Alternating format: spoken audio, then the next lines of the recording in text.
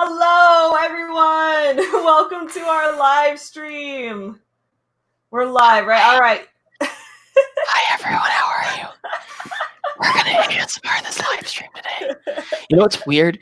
Doing ASMR with these giant headphones on because I can't hear my whisper at all like I can when I whisper into that microphone. It's making me diddy. Oh, my goodness. So hello, everyone. Thank you for being here. So for those of you who are new to this live stream, I'm actually going to put out a video about like an official announcement for this next week. But me and RK, we're writing a book together. Yeah, we are. Yeah, we are. So basically, for those of you who are new to this concept, what we're doing is we are going to be live streaming an entire process of creating a book. So our first live stream that we did was on his channel a couple weeks ago. And we are going to, like, weekly leading up to NaNoWriMo in November, we are going to stream every week our process of getting ready to write the book. And then in November for NaNoWriMo, we're going to be doing daily streams. We're going to stream every day of us actually doing the writing of it. So there will be, like, no part of creating this book that you won't get to see. Like, you'll get to see everything. We're going to do all the writing. We did the outlining on the last stream. So we have a rough outline right now. Solid outline. A solid outline. I like our outline. I'm excited for this It's book. Adorable. It is adorable. Cute. Guys, so for context, we're writing a new adult romance. Our new adult contemporary rom-com kind of book. So, and then we're planning right now tentatively to publish it in May of 2021. So we're going to take you through the process, like all the way through publication, and then we'll have a release live stream. So hopefully this is like experimental, I guess. I hope that this turns out well and we don't end up hating each other. But RK is like the one friend I've literally never had a fight with. So this is going to be, and you know, it's kind of funny that you say that because I actually was just talking to Gray about this because Gray and I fight all the time. Oh, really? Or at least we used to. Yeah, our relationship started off with just like not like fighting, like name calling. I guess I should say disagreements. Just like ideal disagreements. And I was talking to him, and he was talking to me about how, like, can you really be not friends, but like best friends with someone if you've never gotten in a fight? That's true. Oh, dude, we need to get in. Well, okay. I guess the P90X thing is with the P90X thing. Yeah, okay. RK and I guess have fought about P90X because we have very different opinions on what. Okay, yeah, check. Look at that. Savvy, do you want to do push-ups right now? No, I don't. I do not want to do push-ups right now. You will beat me, definitely. But regardless, don't that's our one fight. The only thing Gray and I argue about is Star Trek because you think Discovery is the best. No, I hate Discovery. You hate Discovery. He likes the new Picard series, which I refuse to watch because I have so many ethical issues with it. By ethical, I'm being less serious than when I usually have ethical issues with something. But yeah, no, Next Generation is the best Star Trek, and I will die on this hill. Although, if you guys saw, I got really drunk last night and was angrily tweeting about the Babysitter's Club Netflix series. I have many hills that I'm going to die on with that series as well because I loved it. It was like one of my favorite new Netflix series of all time, but also I have a lot of problems with it. Yeah, I saw you messaged the group. Oh yeah, I messaged you on 4 in the morning Eastern. Just like I'm awake for this, watching Super. I awake tonight. I started Succession last night. Speaking of good shows, yeah. Not to go all over the place. My mind's just sort of bobbling around. No, dude. Okay, so quick side note on the Babysitter's Club on Netflix before I start addressing comments and we actually get to writing. Take a bunch of side notes. I'm all for it. Bunch of side notes.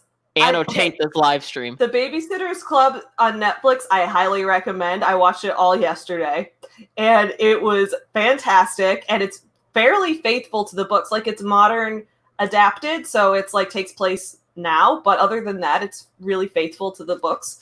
And I loved the books as a kid, but here's my thing. So first of all, I ranted about this on my Instagram story. I do like that there are, like, a lot of the side characters, they have like a lot of gay side characters or trans side characters, which is great because the books didn't do that back in 1986 when they came out.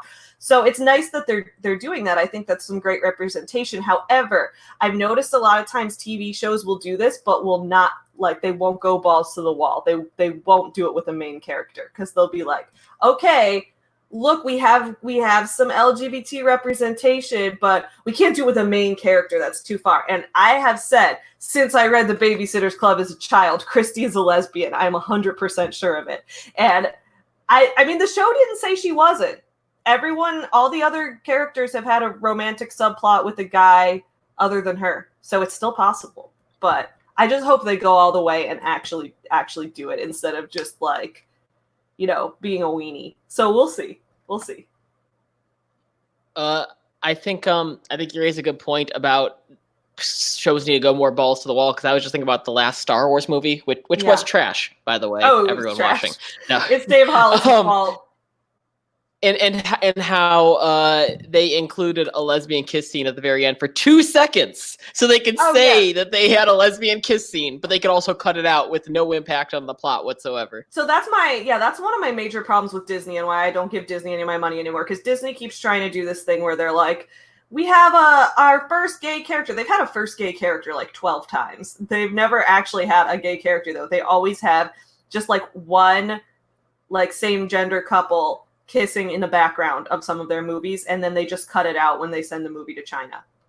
Like so they Onward, always make it, they make it so that they can easily cut it out when they send the movie to countries where they wouldn't like that. And it's like, wow, this was really just like a capitalist move the whole time.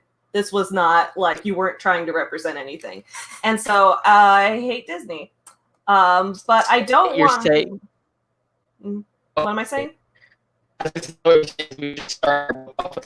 Huge gay sex scene. What? Just right off the bat. You cut out there? I didn't hear anything you said. Oh, I was saying, can you hear me now? Yeah, I can hear you. Sweet. I was saying that it sounds like you want us to just start our new adult book off with just like a huge gay sex scene. Huge gay sex scene? Just the anti-Disney. Is that what our book should start with? Yeah. We can put timestamps in. Yeah, maybe I don't know. I don't know if our book's going to start with a gay sex. It can. Just the opposite. I'm just saying just the opposite of Disney.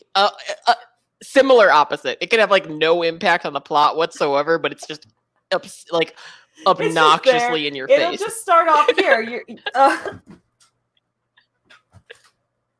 It'll just start off with your character, the character you're writing, Rick. It'll just start off with him watching some lesbian porn, and it'll just start off Rick with a dick. Yeah, it'll be a graphic description of what he's seeing on the screen while he's watching lesbian porn, and then it turns out it was just a porn fantasy. That's not going to be how our book opens, guys. Anyway, let's take a look at some comments. BC Brown is here, y'all. BC Brown is going to be live streaming. So after this stream, BC is going to be streaming on her channel. She does Friday Writing Sprint live streams starting at 3:30 Eastern, 2:30 Central. So y'all want to check out her stream after this because she'll probably be more productive than we are.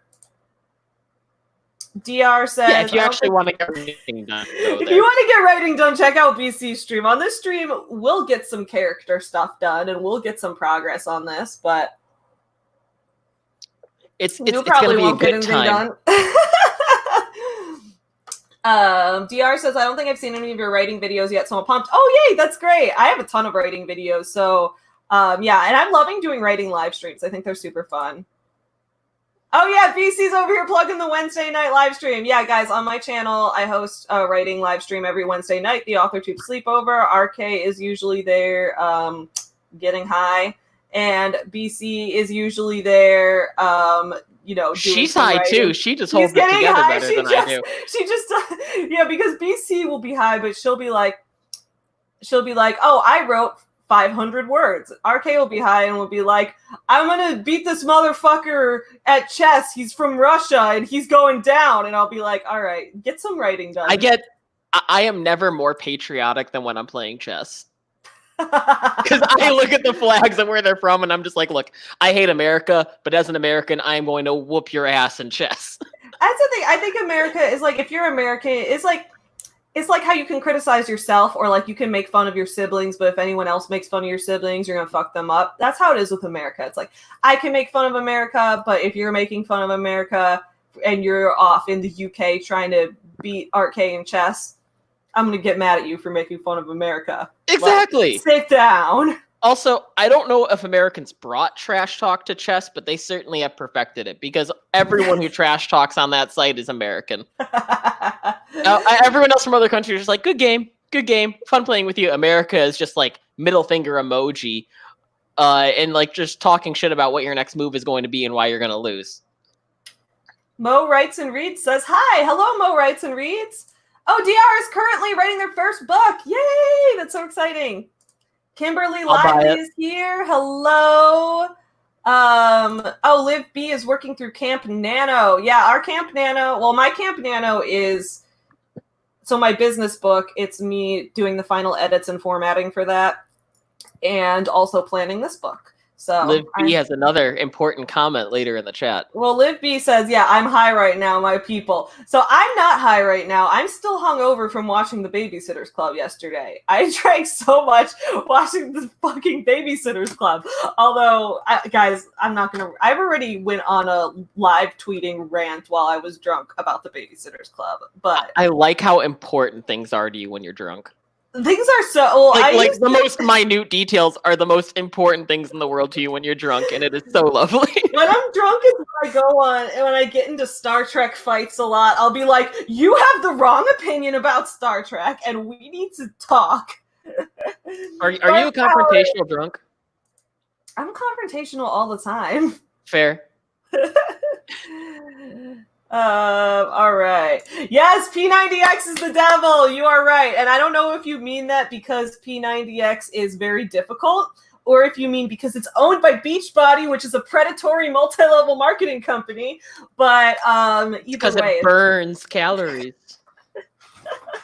So yeah, that's what me and RK's big fight is about, for those of y'all who don't know. Is he does P90X. I work out with Team Body Project, free YouTube videos.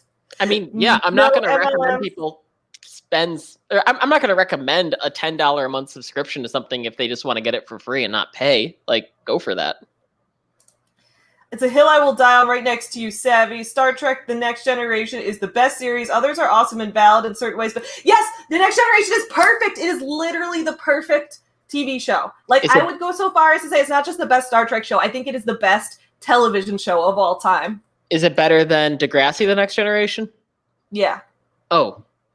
I don't know if I believe you. And like, no, dude, and here's the thing. I wouldn't say I love it more than Degrassi, The Next Generation, but if I'm like judging the definition of good? Definition, okay, well, now you're getting philosophical, so stop smoking weed and let's get right. Okay, so should we get up, hold up, I should get up the outline we made. Yeah, we have the same one, so I'll let you do it. Okay. I'm just looking at how badly I gotta shave. You don't have to shave if you don't want to. I went to safety dance when you said that. You can dance if you want to. I don't shave any part of my body. Huh. I think it's a waste of time. Also, I like hair. I've always had a lot of hair. Like, well, right now I don't as much. It used to be like, you know, but I've always just liked hair. It makes me sad when people get rid of hair because I love it so much. I'm more of a, I guess, let things grow out a lot and then shave it all off. I guess that's kind of what I did with my hair. Like, it was a lot, and then it was nothing. And now it's getting to be a moderate amount of hair again. In the beginning, there was nothing, and then God created the universe. And then God created my hair. Can you hear the music if I play it on a low volume? I don't hear anything now. Fantastic, because I don't want you to get demonetized, but I think better with a little bit of music. Yeah, I don't hear your music at all. You're good. I'll turn it off. There we go. So here is our outline. So y'all, this is what, oh, hold up. I'm going to read, let me find the DMs where I outlined the premise in the first place. What are you looking for? The notes, did you say? Well, I was looking for our Facebook DMs where I put the premise in the first place. That is correct. I'm sending you pictures of cute girls I find on Twitter. Why am I like this? I don't know. I like it when you go full simp mode, though. I'm a simp, for those of you who don't know. I literally am. And it's the thing is, like, I'm self-aware enough to recognize my simp behavior and try to stop it before it gets too far. You're like proud of it. You wear it like a scarlet letter. No, dude. Sometimes, well, because it's like, I need to recognize it and stop it before it gets too cringy. Every once in a while, I'll be like, ooh, she has a Patreon. Does she have a tier where I can message her on Discord? And then I'm like, no, that's simp behavior. I need to stop.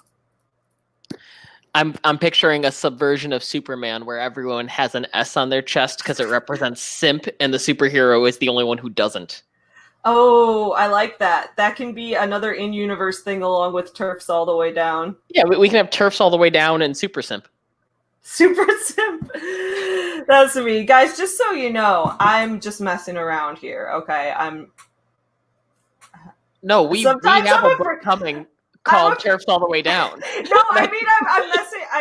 I don't actually like a creep on cute YouTubers Discords and stuff. I don't actually do that. That's a joke.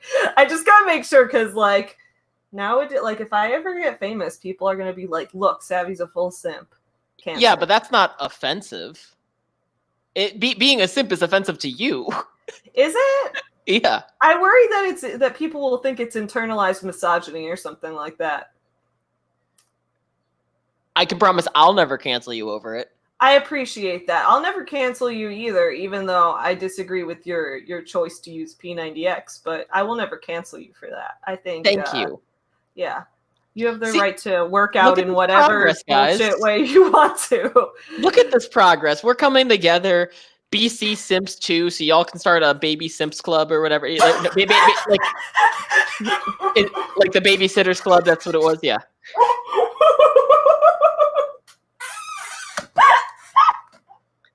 Are you laughing at BC or the Babysitters?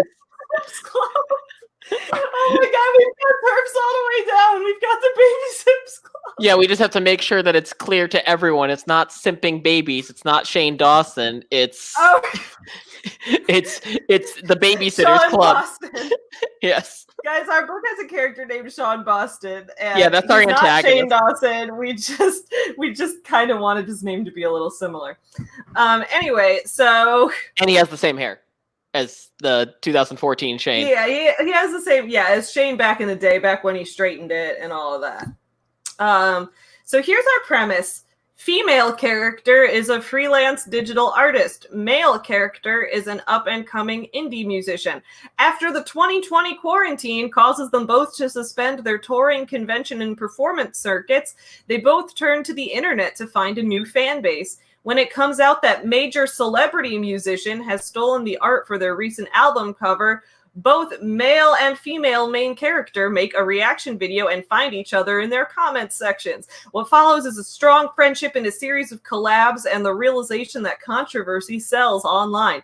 Male and female main character fake a beef online together to garner more attention for both of them, only to be swept into a world of exposed videos they never could have expected. As their beef turns more and more real, so does their love. Isn't that adorable? Isn't that just absolutely adorable, everyone? So that's our basic premise for this novel.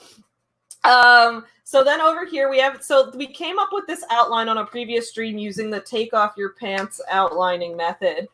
And that means that we just it had a series of questions about different plot beats, and we figured it out from there. I love how, dude, we were so intoxicated on this. We just have toxic positivity in all caps. Yeah, it's a theme that we have to remember. See, DR loves this premise. Thank you. I appreciate that. It's also fun that people can comment on their thoughts on our story as we go, because we can get feedback in real time. I love this. Oh, also, Nothing Smith has been here the whole time. No, I really appreciate you, Nothing. And I also just got to say, yeah, I think the whole aspect of having, like, not quite alpha readers, but just getting constant feedback throughout the whole process, it's really cool, because, like, there's nothing easier.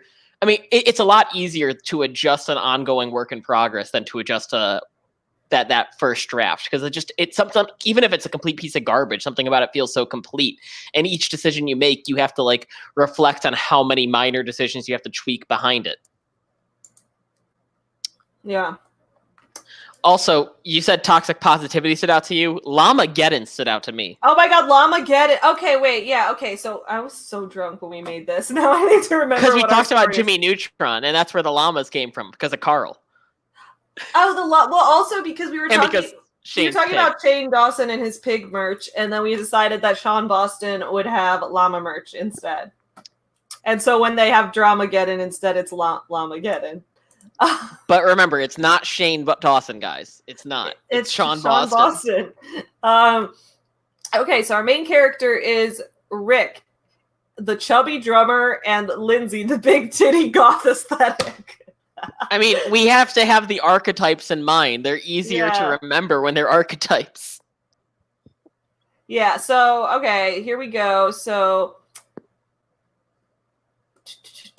our Sean Big Dick Boston is our antagonist. He's a musician who got big on Vine, moved to YouTube, and then switched to music.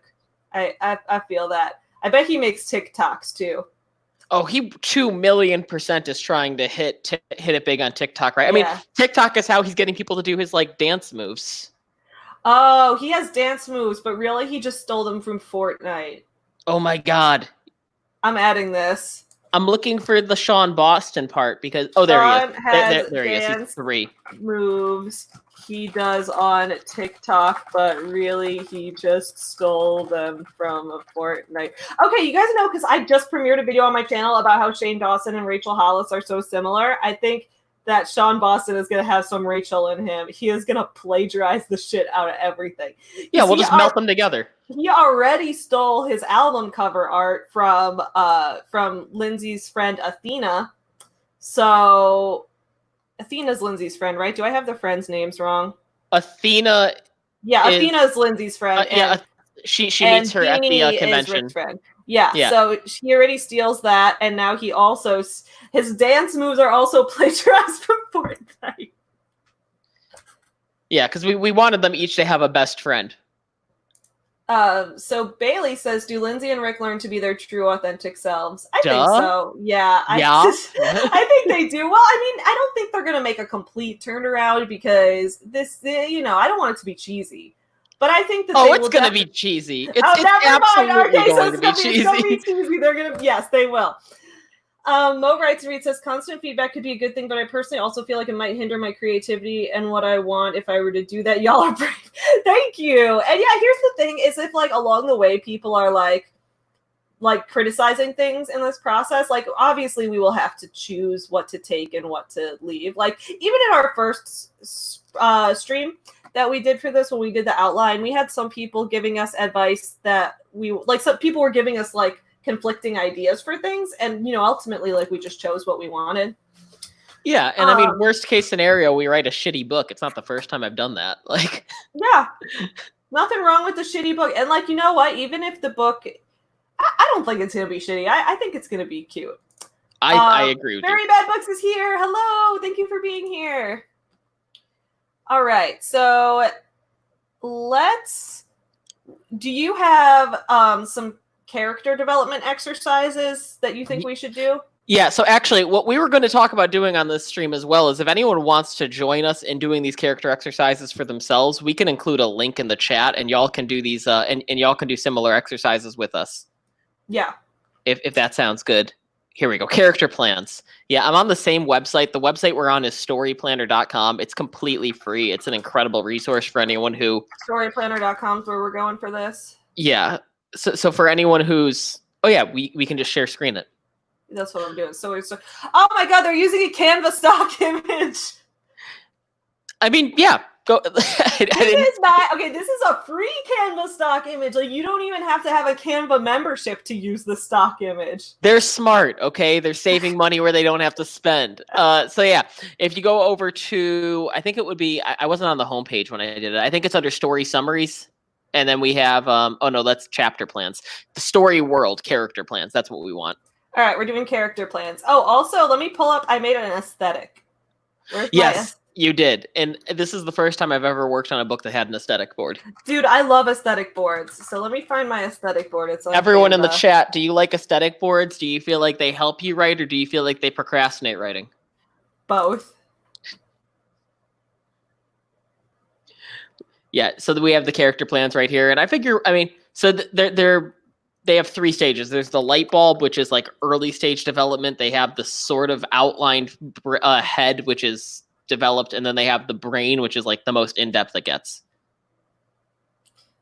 Okay, let's see. Okay, so wait, this is the aesthetic board. So live lives for aesthetic boards. We gotta live.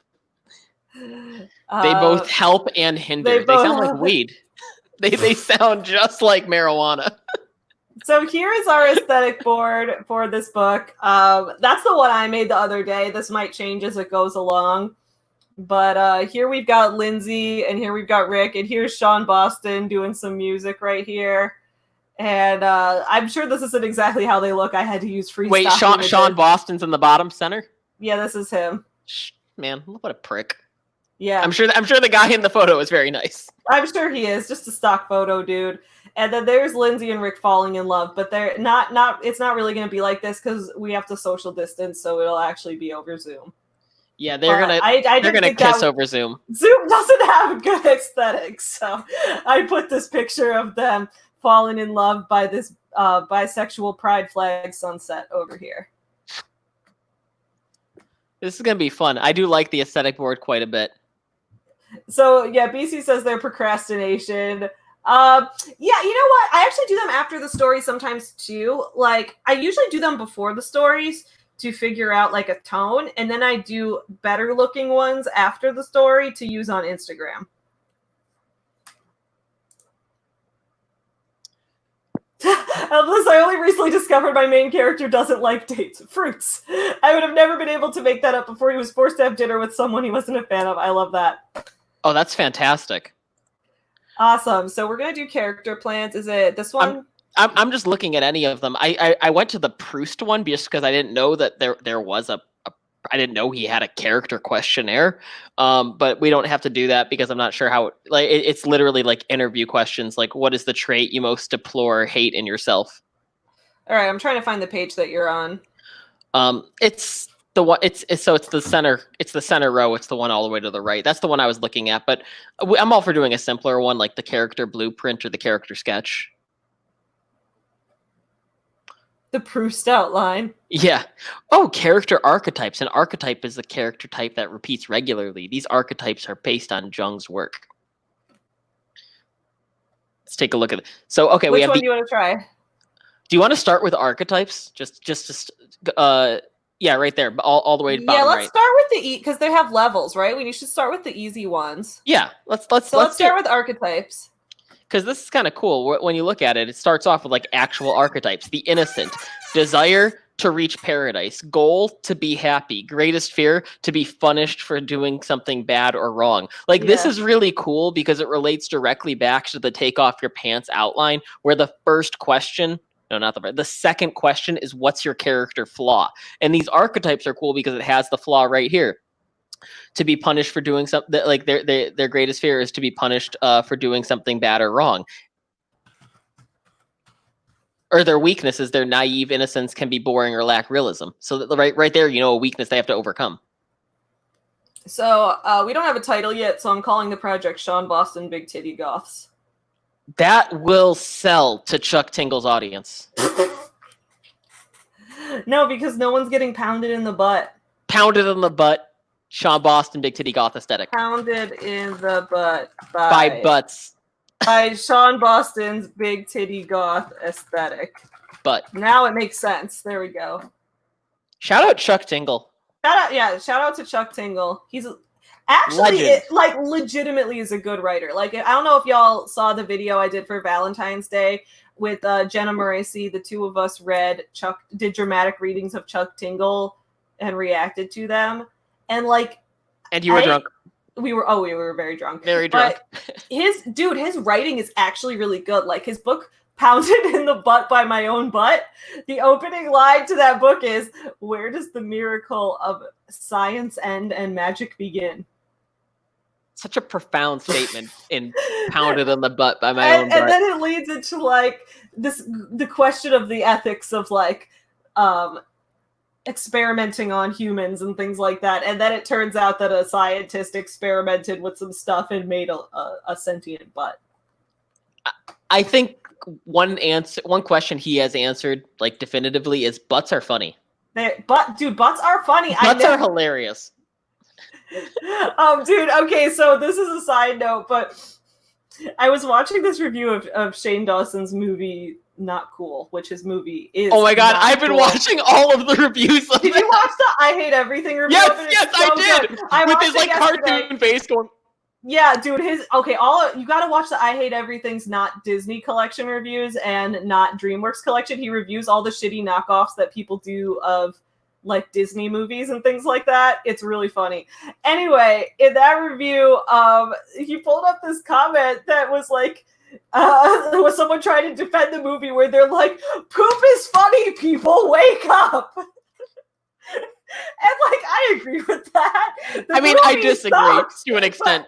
No, dude, poop is always funny. No, it's not always funny because Shane Dawson found a way to make it not funny. That's true. Hold up, I wrote a haiku while I was at my parents' house. They didn't like it very much, and I wrote it on the scorecard of where we were playing cards and keeping score. But here's my haiku. It goes, butt, fart, anus, poop, penis and ballsack and butt, vagina and butt. That was my haiku. It's 575. It's perfect. For Liv B, yes, I collabed with Jenna. I actually did 2 collabs with her. We did one on Valentine's Day, dramatically reading and talking about Chuck Tingle. And we did one where I did like an interview with her talking about how to grow your author platform. So they're both on this channel. She's great. She's super nice. Love the sunglasses. Okay, so going back to Pounded in the Butt by Sean Boston's Big Titty Goth Aesthetic. Man, so, I can't think of a better title than that. Okay, so here we go. Archetypes offer a universally understood symbol or pattern of behavior used in myths and storytelling across different cultures. Carl Jung wrote extensively about how we can use archetypes to illuminate personality in literature. There are many variations on archetypes, but we present here the 12 archetypes defined by Jung. Most stories won't contain all the archetypes, but you could use this plan to describe which character in your story most closely represents each archetype. Okay, cool. So we could also come up with different characters along the way because, like, I'm sure when we come up with 5 characters, that's not going to be the entire cast of the whole book. It's like archetypes like tropes aren't inherently bad. They're tools. Right. They're familiar tools that people can relate to because they've seen them so often in fiction. Yeah. All right, so the innocent, desire to reach paradise, goal to be happy, greatest fear to be punished for doing something bad or wrong, strategy to do things right, weakness, their naive innocence can be boring or lack realism, talent, faith, and optimism. The innocent is known as the utopian, the traditionalist, naive, mystic saint. I think that's Rick, dude. I was going to say, that sounds very close to Rick. The one issue I'm seeing is the optimism. Rick isn't that optimistic, but maybe Jeannie can help him find that. But everything else sounds just like Rick. Is Jeannie like this? No, I want to spell Jeannie like this. Oh, I've been spelling Jeannie like Genie in a bottle. Oh, we can spell it that way if you want. Because it's not her actual name; it's her channel name. Oh, that's right. Oh, it's her channel name. Yeah. Okay. So also for anyone else who's following along or just joined, this is called storyplanner.com. It's a completely free website to organize your novel on. To it in the chat. So if anyone wants to follow along, storyplanner.com is where we're doing these exercises. Because this is really cool. I mean, if you're working on a character who maybe doesn't feel that fleshed out, maybe apply an archetype to them and then edit it as you see fit. Yeah. Yeah, orphan. so like for example, Rick is the one whose goal is to be happy in that, but the actual optimist is Jeannie. I think Rick is definitely a little more pessimistic. Yeah, Rick is currently defeated by his weakness. Their naive innocence can be boring and lack realism, and their greatest fear is to be punished for doing something bad or wrong. They're so petrified of this. He's so petrified of his fear that he couldn't possibly find optimism in the world. Yeah. So the orphan, the regular guy, desire connecting with others, goal to belong, greatest fear to be left out or stand out from the crowd, strategy to develop ordinary solid virtues, be down to earth, the common touch, weakness losing one's own self in an effort to blend in or for the sake of superficial relationships, realism, empathy, lack of pretense. I mean, this also sounds like Rick. I guess Rick is a combination of these two. I was going to say it also sort of sounds like Jeannie. Yeah. So this is... I think the first two are Rick and Jeannie. Yeah, I would say Rick and Jeannie, Jeannie and Rick. And we can even just title them like that. Yeah. Desire is Rick. Wait. Jeannie and Rick. What order did you say these points I would went in? say I wasn't saying the points individually. I was saying like the orphan was Jeannie and Rick because it's more Jeannie than Rick, but it's a little Rick. And then the first one is Rick and Jeannie because it's more Rick than Jeannie. Gotcha. It's almost like they're yin and yang, and they complete these two archetypes together. Okay, so yeah, this is more Jeannie. Rick has the realism outlook, whereas here Jeannie has the optimism outlook. Great. Exactly. The hero. Desire to prove one's worth through courageous acts. Goal, expert mastery in a way that improves the world. Greatest fear, weakness, vulnerability, being a coward. Oh, yours. Or what's her name? This is so Lindsay. Yeah. Yeah. I think she's gonna go by Lindsay like that. I dig it. I like the nickname. I like that this is a story base. This is a digital based story, so we can have fun with like how things are spelled. Yeah. I love that. Yeah, like we can have some fun with phonetics. We can get everyone hooked on phonics. Making Savvy laugh, one punchline at a time. Dude, the caregiver. It's not hard to make me laugh. I think everything is funny. It's like a problem almost, how easily amused I am. Butts. You're right, it's easy. Don't talk to me about butts. You're right, it's easy. Everyone in the comments, tell us about the characters that you're working on. Let us hear about your main characters. Currently, we have Barry Bad Books, whose character hates dates, the fruit.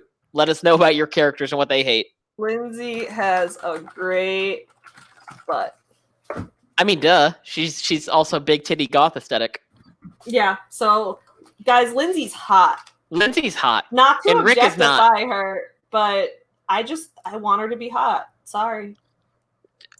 I think it's I should describe her the way like Stephen King describes women, like her breasts were breastly. She walked down the stairs and her boobs bounced sexily. The boobily boobs up and down the staircase. Actually, we probably should include a boobily boob.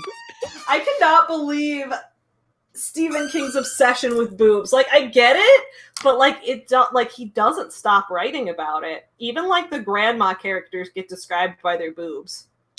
It's weird. Like, Stephen, calm down, Steve. I'm gonna call Stephen King Steve from now on.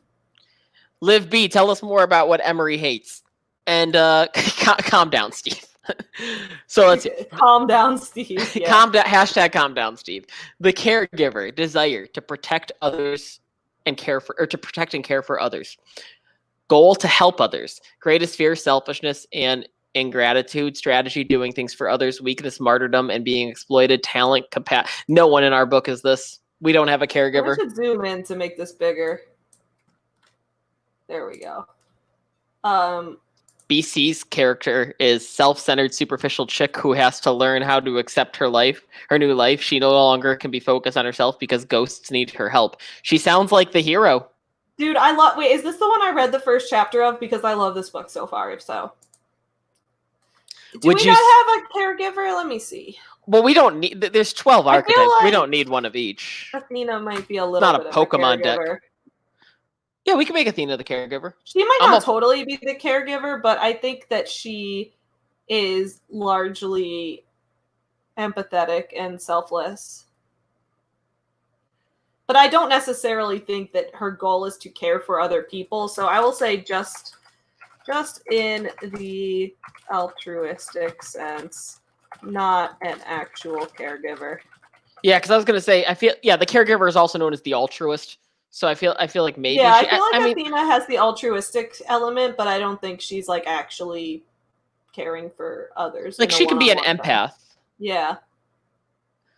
The explorer, the freedom to find out who you are through exploring the world. Goal, to experience a better, more authentic, more fulfilling life. Biggest fear, getting trapped. Conformity, inner emptiness. Strategy, journey, seeking out, experiencing new things. Escape from boredom. Weakness, aimless wandering, becoming a misfit. This is also very much Lindsay, because weakness, aimless wandering, and becoming a misfit. Lindsay starts off as an artist and then becomes a drama channel. Yeah, this is fully Lindsay all the way. Because she's exploring the internet. 100%. Exploring the internet. So BC says, yeah, that's the book that you're the first chapter for. Mo reads. I have 4 main characters. They are all crazy. I love it already. One of them has an imaginary friend that steals people's names. That is so cool. Inspired by Spirit. Yes! Oh my God, yes! Dude, you have the witch. Great. Yeah. Oh my God, I love this. What's the witch's name? Yababa, I think? Yeah, you have the witch. That's so cool. That's such a cool touch and such a nice nod to Ghibli. Emery becomes a vigilante despite being against them to solve her father's murder. She values being on time and very type A, which is the opposite of how the hero Jane is. Jane is a friendly, actively chooses not to react or acknowledge the sarcasm, insults Emery consistently. Okay, I like how you have 2 characters that are opposites that can create a lot of tension and conflict.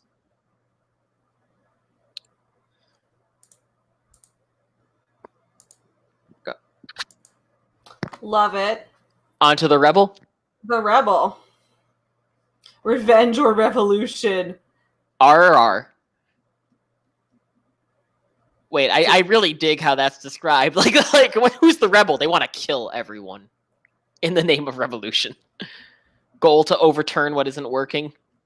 Fear, to be powerless or ineffectual.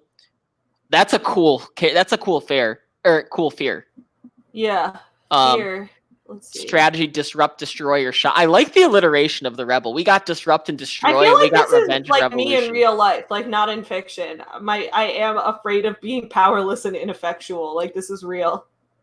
Yeah, and your strategy is to disrupt and destroy. That's what I do. I get on the internet and expose people. Yeah, you went after Shane Dawson and Rachel Hollis today. Yeah, after Sean Boston and his wife. I'm trying to think of a name that sounds like Rachel Hollis.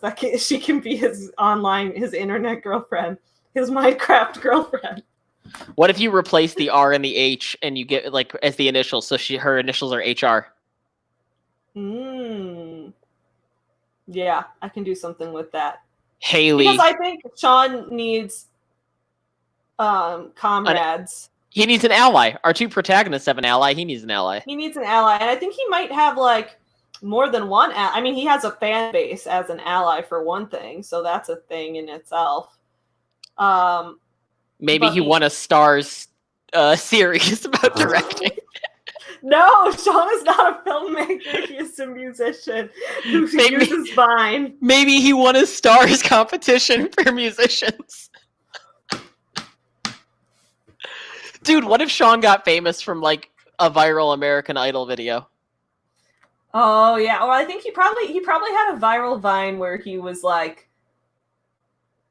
singing something and girls thought he was hot or something like that. That's right, because he's not talented.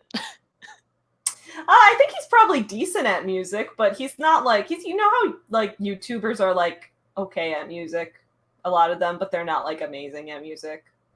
Yeah, I mean, some of them are fantastic at Some music of them too. are, yeah, but then I'm talking about like huge YouTubers. Like the mega YouTubers who get huge and then they're like, you know what? I'm launching my music career. Right, like the ones who got big on Vine and then made a vlog channel, and then from there were like, just kidding, I was a musician the whole time, and you're like, Bum, bum, bum. I don't know about Dude, that. do you remember Bobby Burns? Vaguely, I didn't really watch him. Well, because it's just speaking of YouTubers who went to music and then sort of fizzled, because he went hard into like basically Marilyn Manson rap. Huh. That's interesting. And then just disappeared. So my MC is the hero of the story, but she is really the innocent archetype. She just wants to be happy. She just under the delusion that happiness is her old life, not the new one. Oh. I'm so excited to read the full book of this because the first chapter was awesome. So we just finished. Who was the rebel? Do we have a rebel? I don't know yet. Maybe we'll come back to it. I mean, if anything, we could say it's also Lindsay. Yeah. Like, if it had to be anyone so far, it would be Lindsay.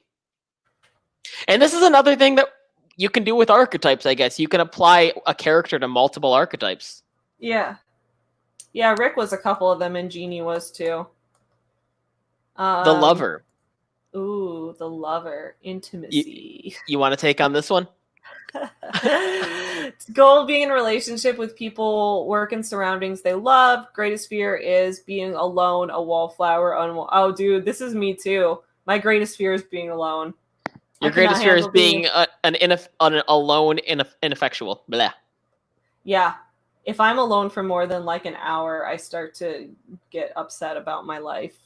I'm just too extroverted for my own good. Strategy to become more and more physically and emotionally attractive. Dude, I feel like this might be Sean. That could absolutely be Sean. Sean Boston. Because his entire brand is his image. Yeah.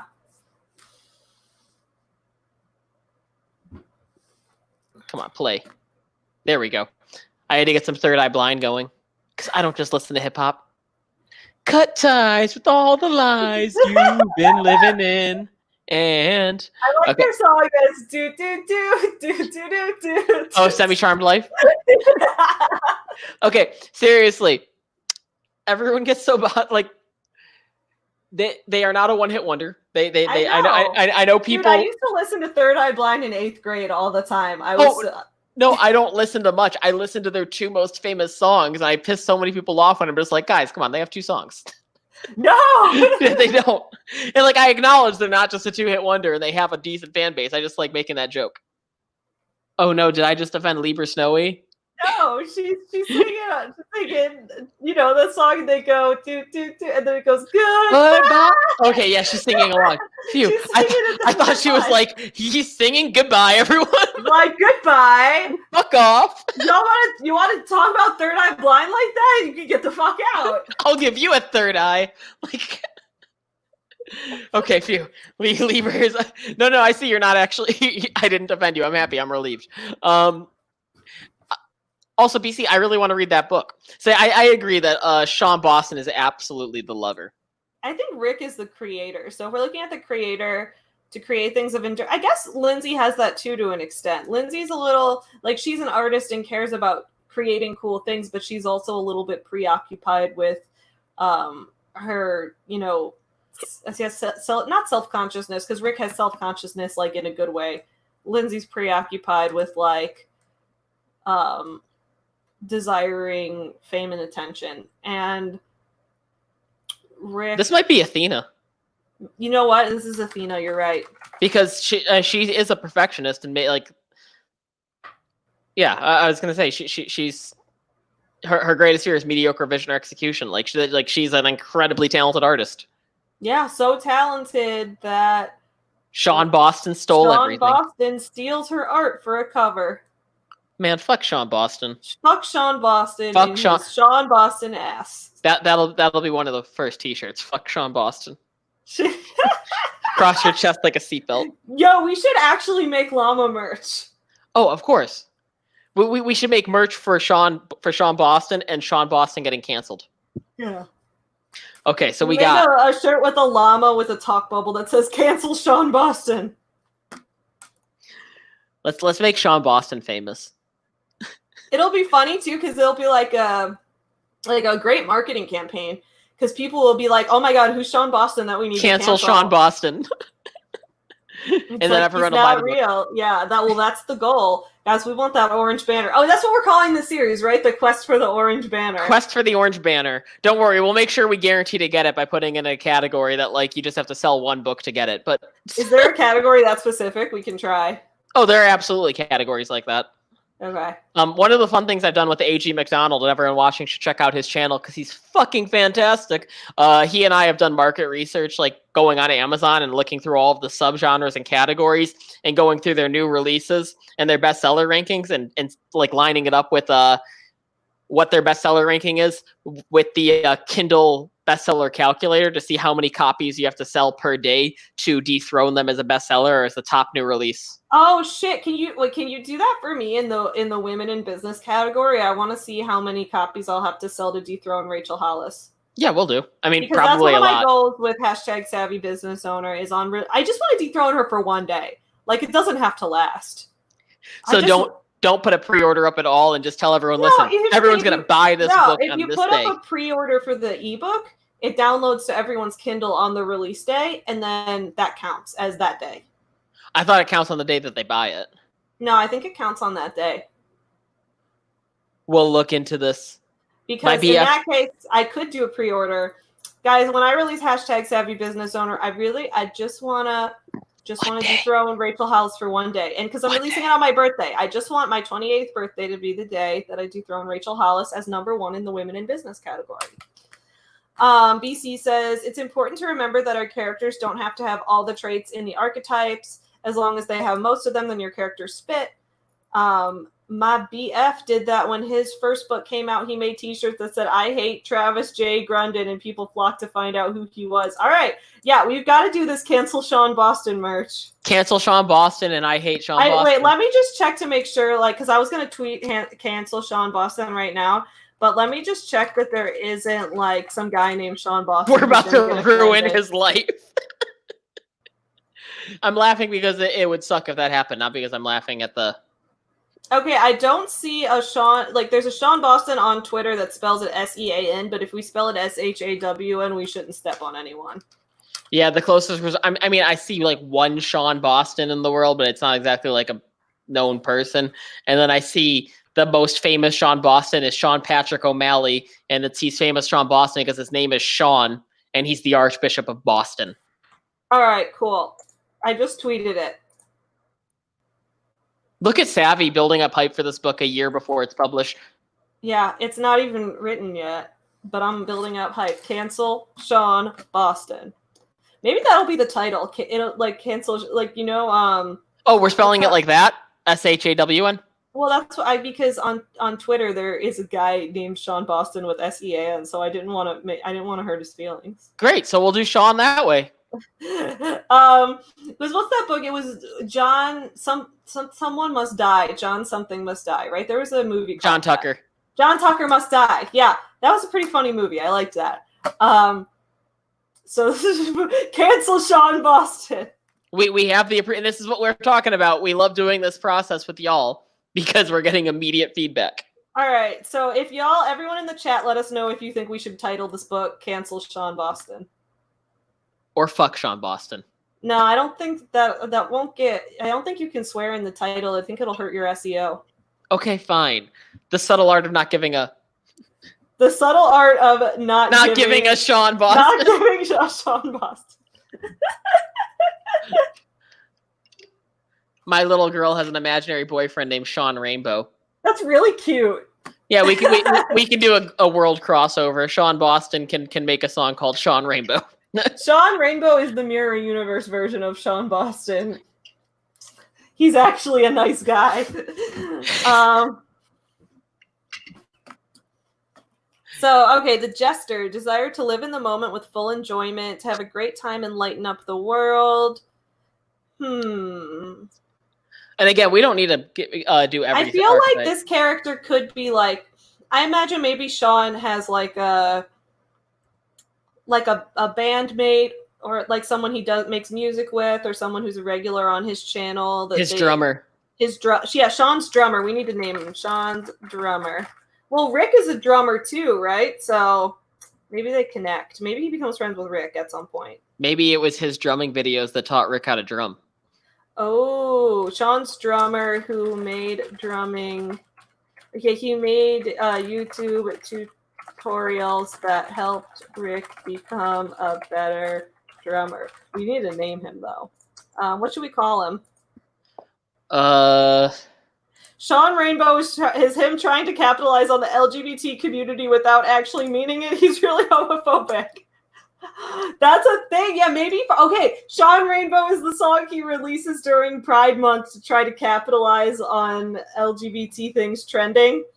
And in reality, in real life, he hasn't done anything for the LGBT community. His name's Pete Davidson. His name's not Pete Davidson. And that's how he got famous, because he has the same name as Pete Davidson. No,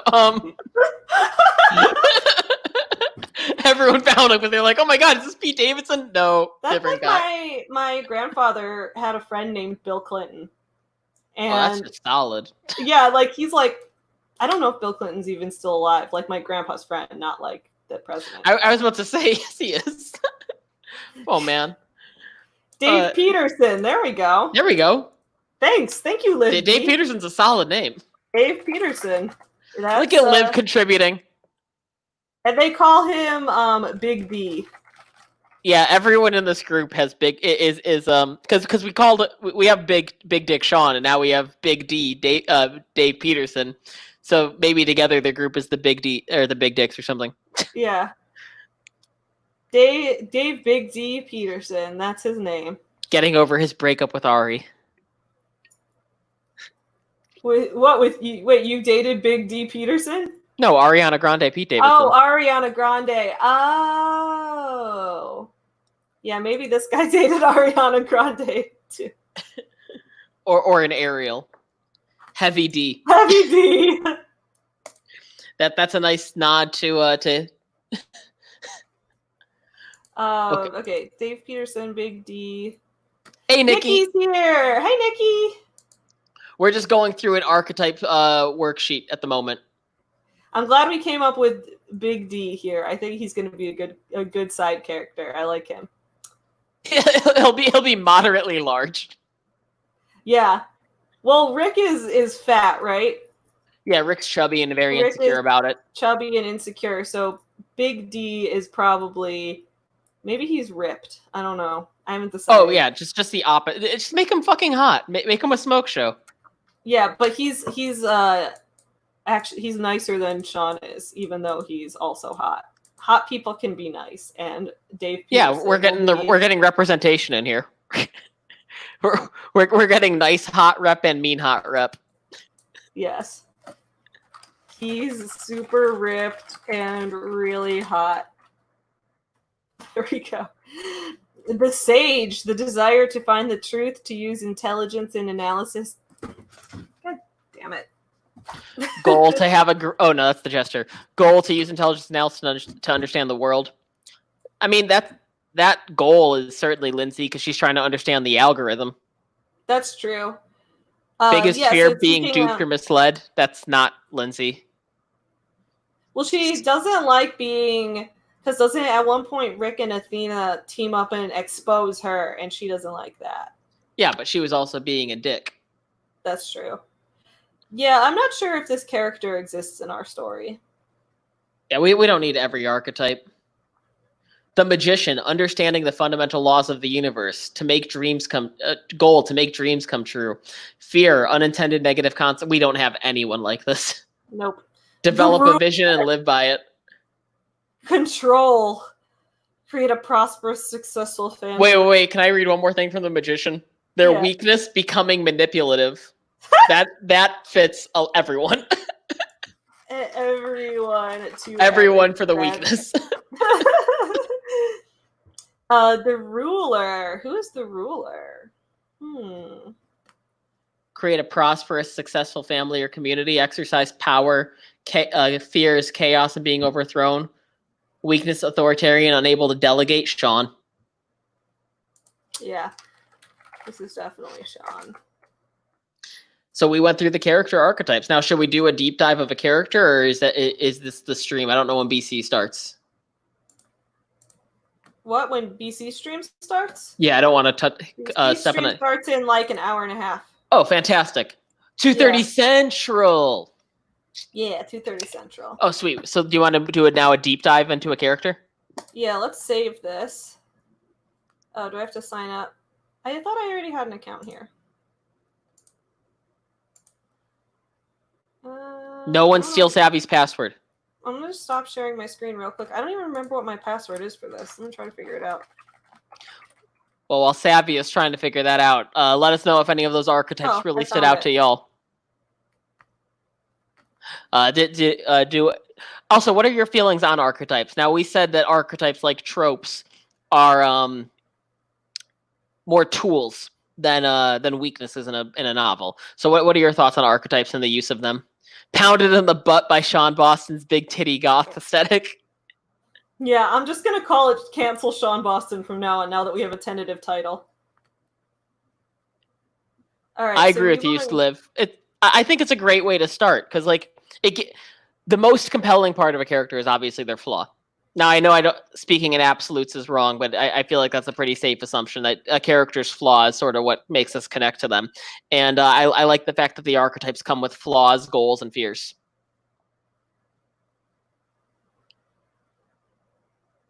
All right.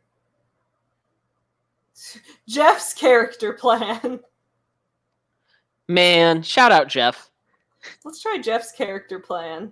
You just like the ones that have are named after a person? It's telling me, why are you telling me only one story? Okay, do I need to delete the other? Okay, wait, hold up. Let me go to my account. Wait, hold up. Oh, because you're saving, maybe. I don't know. Do you want me to go to Jeff's character plan? 1 second. Let me just delete one of these, because I didn't actually do anything on this one. And let me change the name of this one from Pounded in the Butt by Sean. I'll just keep calling it that. Yeah, so if you want to save on this website, y'all, it costs money. So what I usually do is I preview. And when I finish everything, I preview it, and then I copy and paste it into a Microsoft Word document.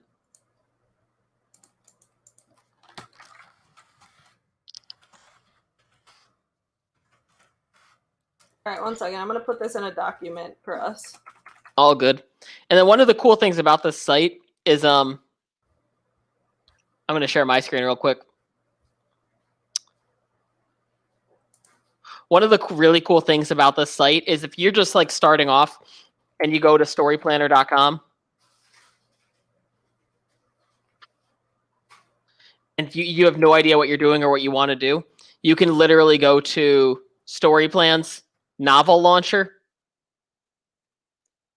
And it has a step-by-step guide to like outlining and working on your novel. Step 1, explore your idea, explore your concept, explore your central character, your story structure, your plot points, and then finally your novel outline.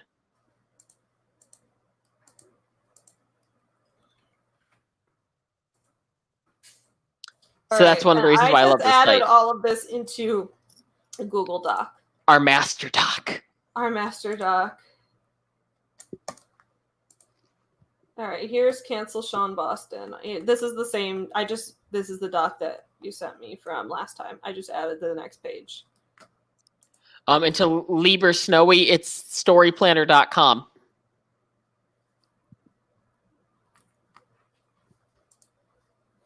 All right. Look at this beautiful master doc that Savvy has put together for us. If y'all ever want to together.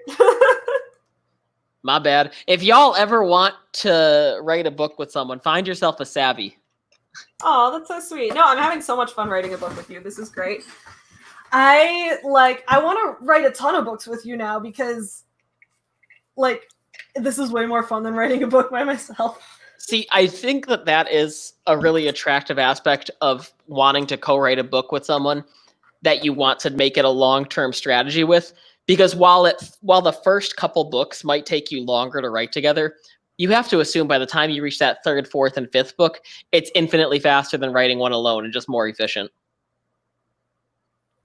Like, there has to be a point where it becomes faster to write a book with a collaborator than to write it alone. What do you mean my account's not verified? Eat my butt. All right, let's try Jeff's character plan. This is so rude. Yeah, I know. So only one story is allowed, but this is. But But basically, it's saying you can't save it. It's giving you that warning that you can't save another story. So, okay, we'll fill it out. And then I went to preview. It would. Here's your plan. Excuse me. There's nothing there. Maybe try filling out more.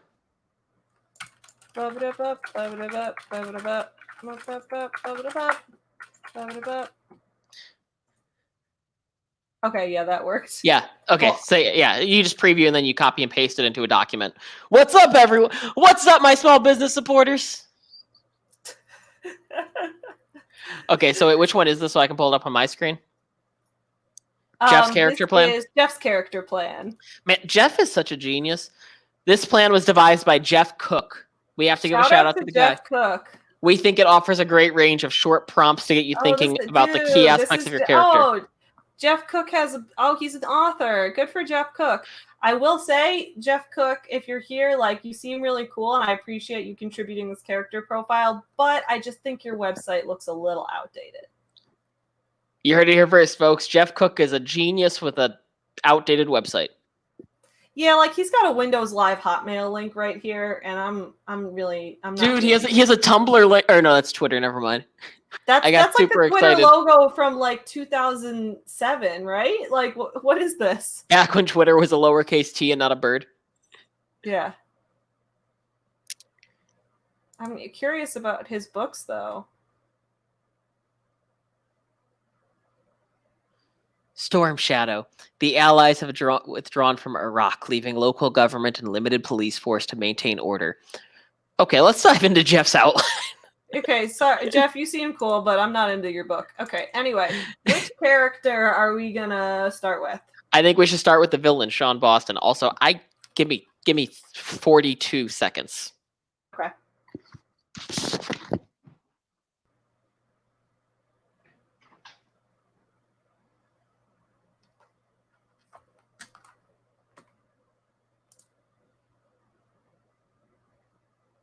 Oh, we should do Enneagrams. That would be fun. I like that. That's a good idea.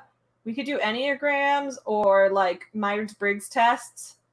Those could be fun. We should do those. We should do like tarot card readings and astrology. We should do everything. This will be so in-depth. So Lieber Snowy says, I'm using the Michael Haig. I don't know how to pronounce that 6-stage thing. I'm not sure what that is, but that sounds cool. Yeah, okay, BC, yeah. I didn't want to be rude because it's like I'm very appreciative of Jeff sharing his outline with us. And he seems like a cool guy, but his website is it's not good. So I don't mean to be a bitch to randos on the internet. Like, I normally just want to criticize like famous people. But like, I'm worried that he's never once updated his website. It really does. It took me longer because I have a really good excuse why it took me longer. When I was running back, I had to close the door, and our yellow lab Che was laying down, and he decided to stand up, and I jumped to avoid him, and he jumped because I jumped, and he just like jumped right into my knee, and I had to spend a solid 10 seconds consoling him, saying, "I'm so sorry." Oh, baby. Yeah, he didn't even cry. I need to do. Okay, guys, check this out. This coffee cup. Look at this. This is a coffee cup you charge on a charger, and then it keeps your coffee hot at the same temperature. Like it heats it up on the bottom. Wait, those things are real? Yes.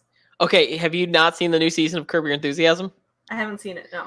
Because he invents one of those. The what's his face? The redhead from A Knight's Tale and Firefly is. He's a Nazi who invents one of those like cups that has a charger that you can like heat your coffee with and keep it hot. I had no idea about that, but no, my parents recently moved, and like someone from the company that made their house or something, gave them this as a housewarming gift, like with their branding on it. But they were like, I wouldn't use this. And I was like, I want this. So. And now your coffee is hot and delicious. Well, now it's actually gone because I drank it all, so I need to go get more. No way, same! So while I'm doing that, RK, continue on with the character development. Oh god, I can't. I can't type on yours because you're only sharing the screen. Share your screen. Here, how about I'll you can do. I'll do a different character. No, wait, because that's Sean Boston. Here, I'll do a different character. Start with Sean on your screen.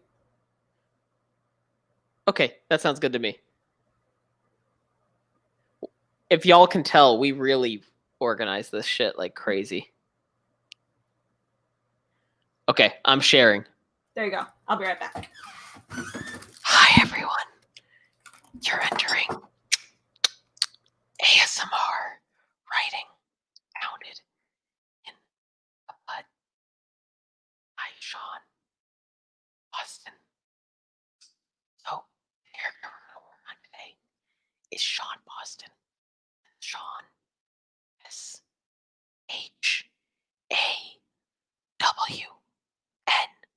It's the Sean that you find in Boy Meets World. And I'm going to tap some sunglasses now. Hopefully, this gets you in the right mind state to write your own book.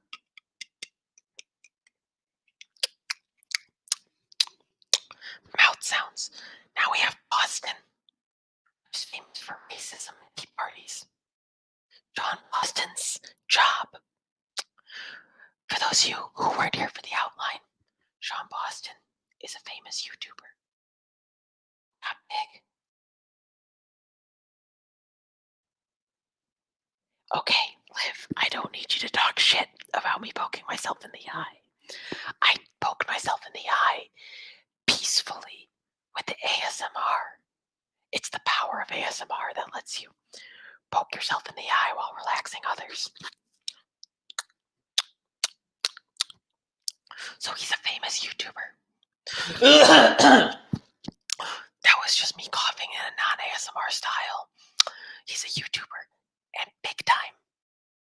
Big decision. His nationality is American. He's obnoxiously white. He type his internet. As you can see, Sean Boston, coming from Boston, the place known for racism and tea parties, uses his big dick musician skills to grow an audience on YouTube while being an obnoxiously white American on the internet. I love that his ethnicity is obnoxiously white. Oh god, Savvy, you're back. I didn't have StreamYard up, so you just like laughed. I was not expecting the laughter to come in.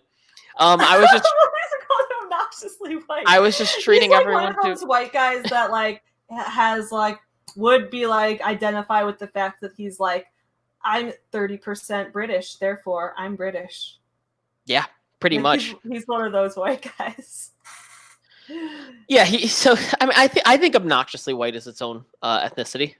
Yeah, I agree. I think that's because like for example, you know what? I'm not sure what ethnicity everyone is, but I feel like there's at least one non-obnoxiously white character in this. Maybe Rick. Should Rick be? Yeah. Is Rick white? I'm not sure. Maybe. I think so. I don't know. I'm We're all not for on Rick yet, so okay. Finish Sean first. Family. Oh god, now we get to delve into Sean's backstory. How did Sean's villain origin story? Dude, maybe that can be a spin-off. We could do Sean's. It could be like Wicked, but with Sean Boston.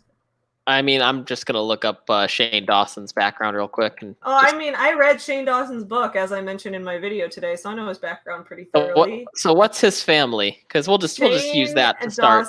I don't want to just copy a real person's life, but his. We're not. Hey, Sean Boston is not Shane Dawson. Everyone, okay, he's not.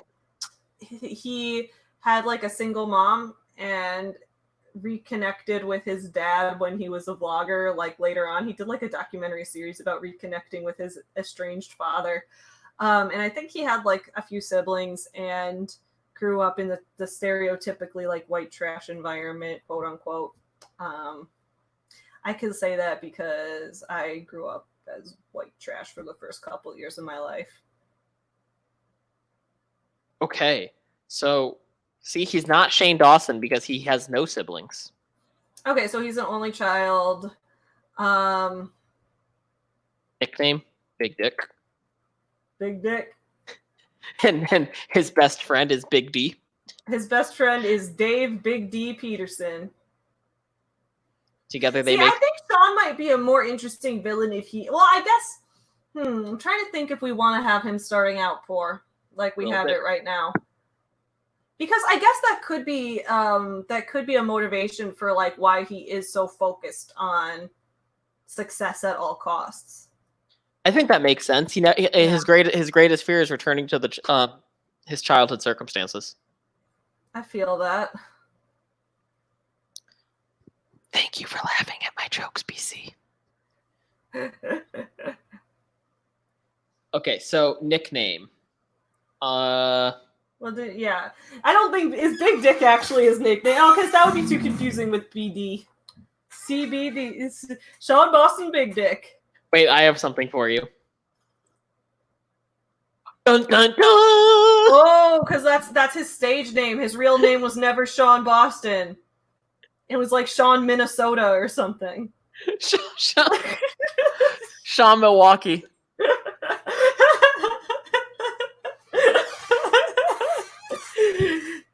Sean Boston. What would be a good one? Oregon, I don't know. No, yeah, he should have a really long and difficult to pronounce last name.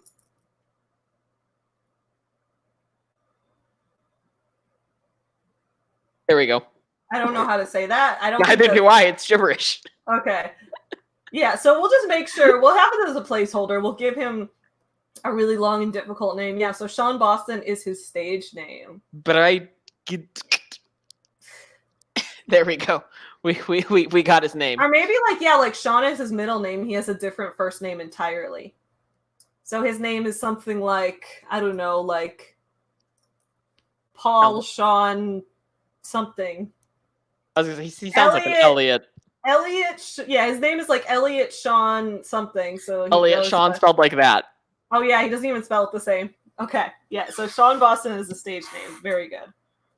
Dun dun dun. I love this. If this was not a live stream, that's where we would absolutely do the cut. Both of our faces go black and white, and that dramatic music plays in the background. Yeah, if we had the luxury of editing this. Physical aspects of character. Hot or hot? I think he's like got a combination of conventionally attractive along with like emo soft boy. Like the emo soft boy aesthetic is what gets the teen girls into him, but the to be commercially successful, he also has like his a toxic masculinity air to him, if that makes sense. He simultaneously has to come across like beta and strong or something like that. Yeah, like he has to be both like, so soft boy and toxic masculinity at the same time. That's the only way to be successful on the internet. He's the soft boy alpha was his rap name. Soft boy alpha! He's Jared Padalecki. Hot. Habits. Being hot. Doing hot things. His habits are probably like... I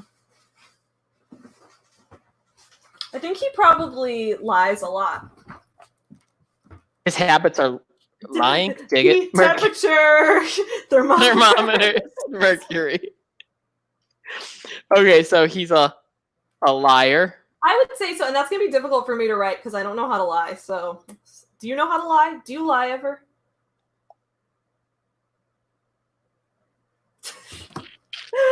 Okay, How do you answer that? No, this is okay. Sorry, I'm okay, guys. Just so y'all know, full disclosure, I'm bad at social cues. So this is the thing that I try to learn. Like, I don't know if it's from my OCD, but as a result of OCD, I struggled growing up with being able to lie because lying was a behavior that triggered my OCD thought spirals. So I couldn't lie. So now I just grew up with a completely a mindset where I never know when someone else is lying or even assume that that's a thing. Like that's just not a thing I remember that people do until someone was like, that person was lying to you. And I'm like, what? Who lies? I didn't know that was a thing. But it turns out everyone but me was doing it the whole time. So yeah. So well, yeah. So let's go back to, I'm going to go back to the archetypes real quick. Because I feel like, what did we have Sean Boston listed as? We have him listed I know he's as the ruler. The ruler and also as the lover. Okay, so let's take a look at the ruler and the lover real quick. So I think to an extent he's got to be desperately craving connection and companionship. Yeah, so, but how would that fit into habits? My old hobbies, snowboarder. I love that. Let's do this real quick. So we have the lover. He's also being alone, being a wallflower, unwanted, unloved. Those are his fears. Mm-hmm. And strategy to become more and more physically and emotionally attractive. Okay, so if his strategy is to become more and more physically attractive, his habits include, I don't know, compulsive liar is fine because we could talk about that being emotionally attractive. He probably meditates for the aesthetic. He meditates for his Instagram pictures, and he.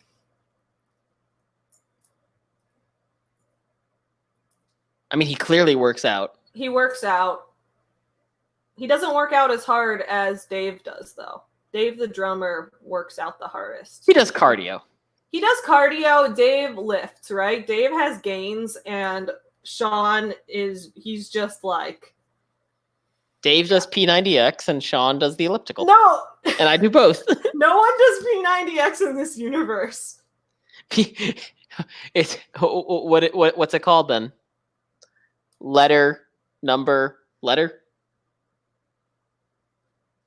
I guess maybe Sean can do P90X because P90X. Just because you want to make him more unlikable in your opinion? I want to make him more unlikable.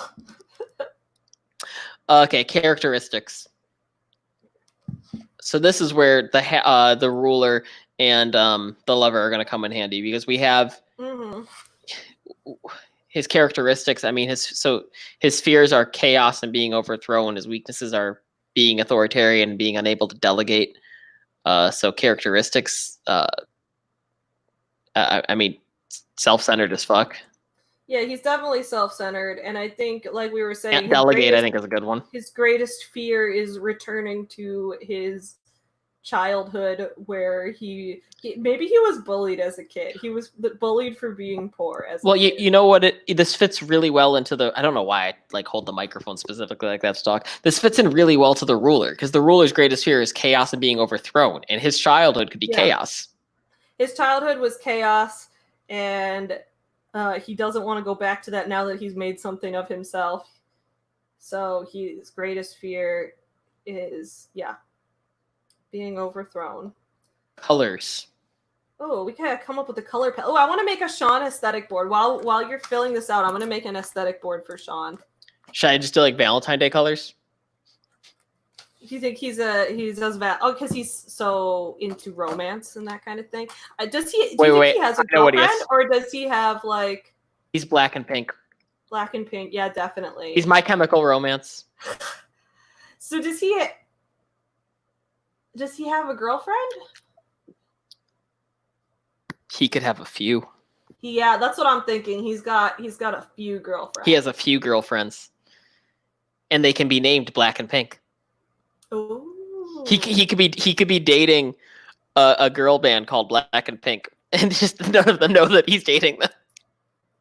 Or he maybe he's dating. Yeah, I think he has to have some kind of romantic thing going on, even if it's not like, I doubt that he has a healthy long-term relationship, but he could, I don't know. I feel like he's got to have something. I think BC's right. He has failed relationships because he's too self-centered to get over them. So maybe he's dating someone right now who's equally as self-centered. Yeah, the Rachel Hollis archetype. Yeah. And they get along really well because Smash the like button if you ship Rachel Hollis and Shane Dawson. Rachel's divorced. I ship it. Okay, Sappy. I don't know if that's gonna get you likes or not. Mid-30s influencer vibe going. Okay, I don't know what we're gonna do for Born, so we'll just Born. I don't know. But we know he's like 30. Yeah, Sean's probably 30-ish. Education, college dropout. Yeah. My thought process is he went to school, and that's when he really started blowing up, and he was just like, I'm not gonna go in debt for this. Yeah, I have a career. That's reasonable. Sean has his reasonable moments. He's not all bad. Maybe he became famous his freshman year for doing covers or something. Yeah, that's when he got into Vine. Home.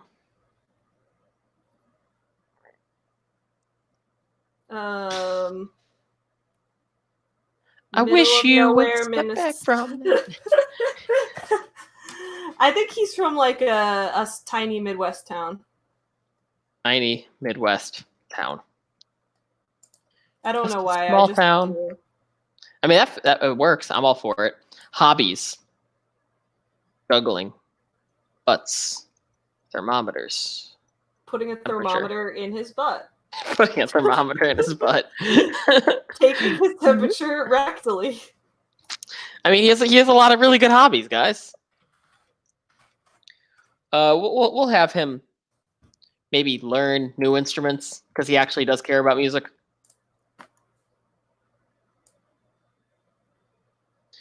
BC is saying we can use her tiny Midwestern hometown. Oh, BC's tiny Midwestern hometown where dude, BC's hometown is great. Where their school mascot was named after the lady who owned a brothel. Yeah. We're gonna do that because I feel like if we give a shout out to a small town, we're gonna sell a copy to everyone in that small town because they're gonna be like, oh my god, our town was mentioned. The main character or the character that's from that town sucks. We can make the town look good. The town's good. The town is very wholesome, but Sean just had bigger aspirations. Yeah, he was too big for Indiana. Skills. Oh wait, no, hobbies. We still need to do more hobbies. So he likes to learn new instruments. I think he really enjoys the social media influencer aspect. Like, I think he likes editing his photos and making new videos. I think he has a genuine enjoyment for that. Oh, BC's gonna help us with the details on the town. Thank you, BC. We're gonna do your town proud. We're gonna make everyone there incredibly happy, even though the villain is from there. Because we want to support you. Yeah, shout out to BC's dude, hometown. Shout out BC overall. BC is just a good person. So fucking great. Okay, so we have hobbies, learns new instruments, social media influence. Yeah, I mean, I think editing photos and making videos, those are good hobbies. I think we have snowboarding up there somewhere. Yeah, we have habits, snowboarding. Yeah, I think snowboarding would be a hobby. Yeah, so he could maybe do that in his off time. Yeah, he's a border bro. He and Dave go on a yearly snowboarding trip together as bros, and they pick up snowboarding chicks at the lodge. Slope bunnies. Well, you don't have to paint it too nicely. My hometown really kind of sucks, LOL. Okay, fine. We'll say it's a Pence-loving shithole. No. Whoops. Not going to go that far. Skills. Video editing. Being hot. Thermometers.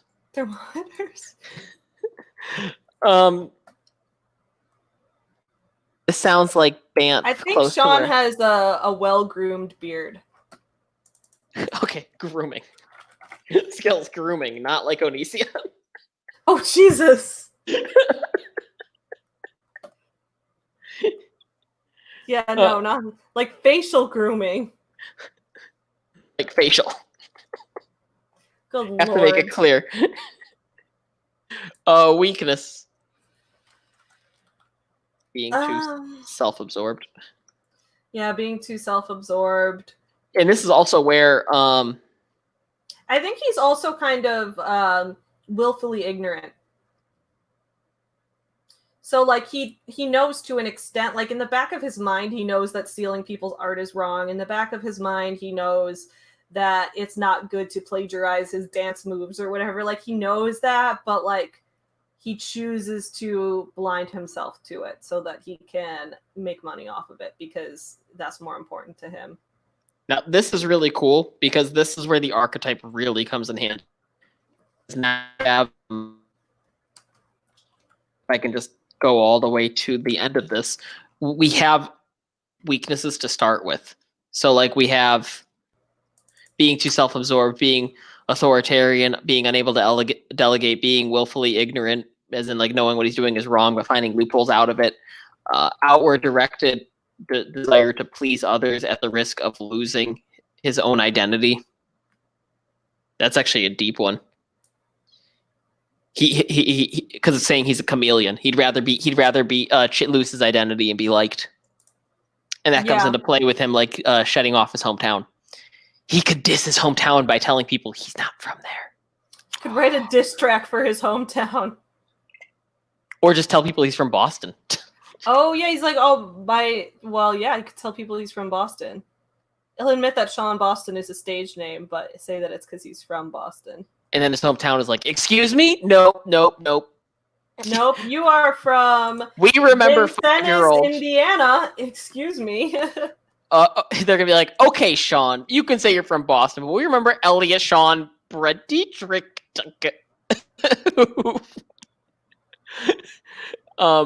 Who wet the bed until he was 10. I don't think the whole town would know that. His mom... What do you mean? It's a small town. His mom told one person and everyone knew. His mom sounds awful. Well, duh. Yeah, I bet we should go into that. Is his mom awful? Oh, God, we're exploring. Well, wasn't there a segment up there for family? The character, that's the whole point. What? Yeah, I know. No, I know we have to. I just meant like we're really getting into... We're really getting into the psychology of them. It's scary stuff, guys. We have a thing up here for family. So that's just sort of a saying that he... Mom. Yeah. I think his mom was a hoe. Oh my God. I mean, that works. He got bullied because his mom fucked half the town. Like, it's a small town. So and she his fucked mom two had dudes. fucked like half of them. And so he got bullied because everyone at school knew someone that fucked Sean's mom.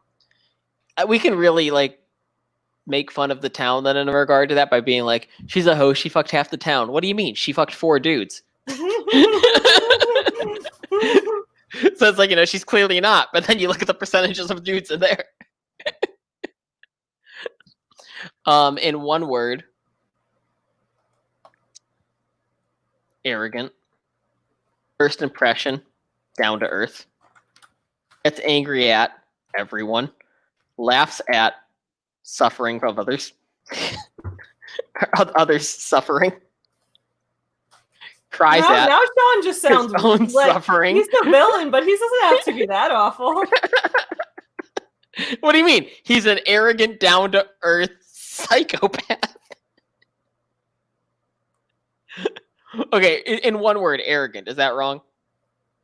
No, I'd say he's arrogant. No, it's not wrong. It's right. Yeah. First impression, down to earth. Is that wrong? Yeah, he comes across as down to earth when you meet him. Gets angry at criticism. I don't know about everyone. Criticism, yeah. I like that BC said over here, weakness, criticism. I think that's true. Laughs at other suffering. What? Who said that?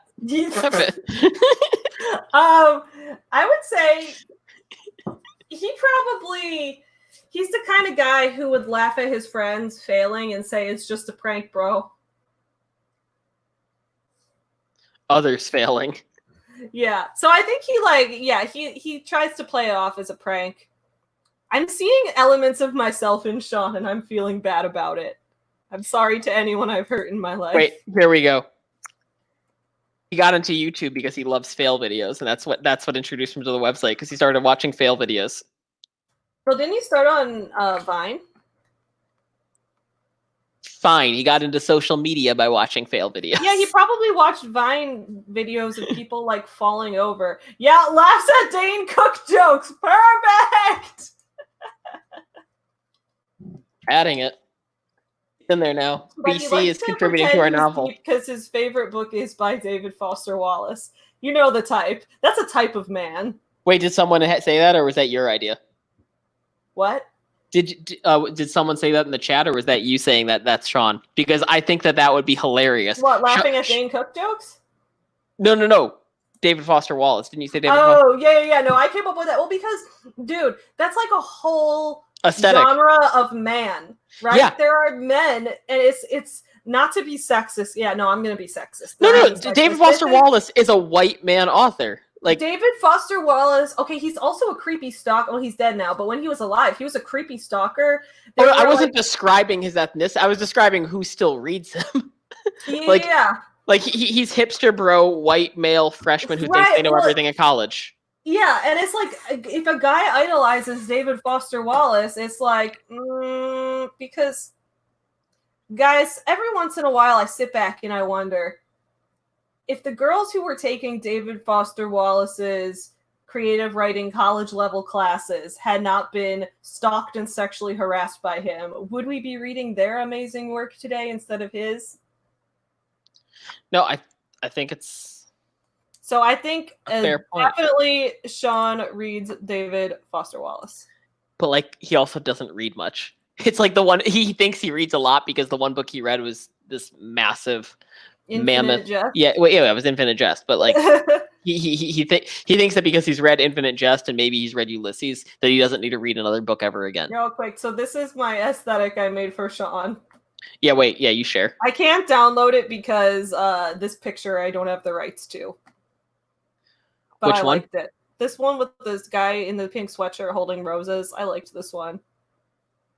I definitely dig this aesthetic of Sean. I think it's very fitting. All right, I'm going to go back to your screen. There we go. I mean, I like the aesthetic a lot. We're going to have to post... We should do weekly aesthetics for this. Come the time. Not actually weekly, but, just like regular aesthetics. Yeah. Regrets.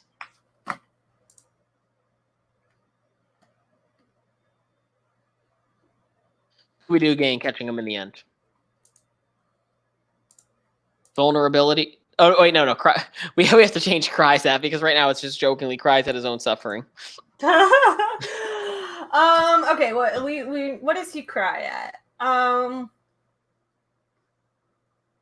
think when he was a kid, he cried when people made fun of his mom because deep inside, he does actually have empathy for other humans.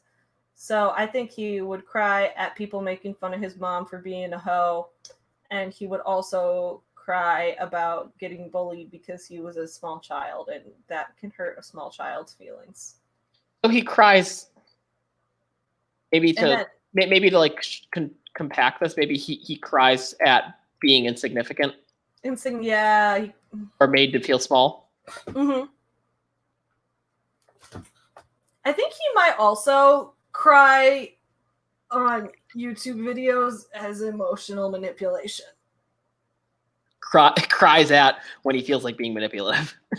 Yeah, like if he's gonna make an apology video and just cry throughout the whole thing, even though he's not really sorry, that kind of thing. Ready for this? Regrets crying. There you go. There we go. No, we actually prejudices. Oh God, this is a tough one. Oh, archetype or personality type. The lover and the ruler. The lover and the ruler. I'm feeling really. Working I'm feeling title. like I'm really getting to know Sean Boston really well, and I'm glad we have a title for this book. Cancel Sean Boston. Cancel Sean Boston, the lover and the ruler. Better days are here is here. Hello. What's up? Better days are here is here. And yeah, BC cries at sappy. God, these are definitely meant to make you think. Well, that's good because when I went into this, I was like, Sean Boston is just a douche on the internet, and now I really feel like I know this man. And so yeah, he's a mega douche on the internet. Shout out to Jeff. Shout out to Jeff for making this. Dude, Jeff Cook is the man. I agree. So regrets crying. Probably more, but vulnerability. It's like kind of like what we were talking about, how his vulnerability is his hometown. That's a vulnerability. He doesn't like things that make him feel insignificant, right? So his hometown is small and it feels like an insignificant town. So his hometown makes him feel insignificant. Things that violate his curated imperfection. Oh, we should go into curated imperfection in this. We have to. Absolutely. Sean pretends to be relatable because he jokes about how much he likes to eat or something like that. But in reality, I will say, I was going to say, curated imperfection means he would probably love telling people that he's from a small town and made it big. Oh, that's true. But maybe he leaves out that he got help from his mom or someone else in the town. His mom fucked someone that helped him get a record deal. Jeff can't make a website, but damn, he can build a character. Exactly. Jeff's website sucks, but Jeff's character building outline is really good. So shout out to Jeff. Shout out Jeff Cook. Prejudices. I'm going to say small town nurse because he hates where he does some self-hatred right there. He does not respect people who come from similar circumstances. Yeah, because his story that he tells is not, I'm from a small town, and that's cool because small towns deserve respect. His story is, I came from a small town, and because I got out of it, I'm better than all of them. I came from a small town, and I'm never going back except for free. Exactly, yeah. Small towners. And we can probably add some more, but fears. Boom. We have fears all ready to go because we have, where is it? Greatest fear. For the lover, we have being alone, being a wallflower, being unwanted, and being unloved. And for the ruler, we have Amanda Dunn is here. Hello, Amanda. Hey, Hey, Amanda. How's it going? We're just building a character on Jeff Cook's incredible character sheet. Valued possessions. His hair. Oh, yeah. He definitely puts a lot of effort into his hair. Absolutely. Lots of gel and stuff. Which I would love to write about because I gotta say, I put a lot of stuff in my hair, too. Yeah. I don't. I guess you do have similar hair type to me. You've got very thick and curly hair as well, but it's not as long right now. Yeah, it was getting super long before I shaved it. Yeah. Amanda Dunn is listening as she cooks. So shout out Amanda Dunn. All right. Yeah, no, Amanda is great. Amanda, shout out to Amanda because actually 2 of her dogs are being featured in the 5th Forever Home Friends book. What? Yeah, she entered the contest and I paired 2 of her dogs as one dog in the book because they're like an old married couple, so they're very cute. So yeah, so Amanda Dunn is having some dogs featured in this book, which is exciting. Amanda Dunn, the rock star, the one and only. Okay, so we have his valued possessions, his hair, maybe. I don't know. Maybe we could say he has a guitar he really values. Yeah. Because it's the one that got him out of his hometown. Yeah, so he has a guitar. I like that. His dick. His dick. Celebrity status. BC is right. Yeah. BC, we really appreciate your contributions to this character. You are really helping to form Sean Boston, resident asshole. Pressing desire to be more famous. Maybe like there's a number value attached to it. Maybe he wants to like reach a certain level of wealth or something, or buy something. Yeah, or a certain. Oh, he wants to hit 20 million YouTube subscribers. He wants to pass PewDiePie. He wants. He's gonna have a Sean Boston versus PewDiePie live stream live count of their subs. Yeah, PewDiePie's gonna make a diss track about him. No, I was gonna say even worse. PewDiePie doesn't even know he exists. Dude, that would be funny. He's his mortal enemy, but like his mortal enemy doesn't even know he exists. I don't think we could have PewDiePie in this book. I feel like, I don't know, maybe PewDiePie wouldn't get mad about it. He probably wouldn't know this book even exists. Let's just put him on the title. And look how we could say PewDiePie. Cancel Sean Boston, PewDiePie. This book is just a plea to PewDiePie to make an exposed video on Sean Boston. Yes, the point of this book is for PewDiePie to shout it out. We make that a marketing campaign where we all tweet at PewDiePie, cancel Sean Boston until he notices. Cancel. Yep. That would actually be brilliant. And then get him, because dude, PewDiePie did do a like a booktube type video at one point where he talked about all the books he read in a year. I read this many books in a year. So we can get him to review this book. Thank you, PewDiePie, for your service. Pressing desire. BC says to find someone who loves him. I bet he does have that. I think he probably doesn't talk about it a lot, but he does want to find real love, and maybe the girl he's dating from the Black and Pink girl band. I was about to say from the Black Dick girl band. I'm like, well, we can't. I don't think we can actually call the girl band Black and Pink because there is a girl band called Blackpink. Oh, is there really? I didn't know that. Yeah, I just found out about them yesterday. Well, either way, he can be maybe the girl from the girl band. Their relationship is kind of social media superficial. Oh, when we like do a Jake spin-off, and Tana.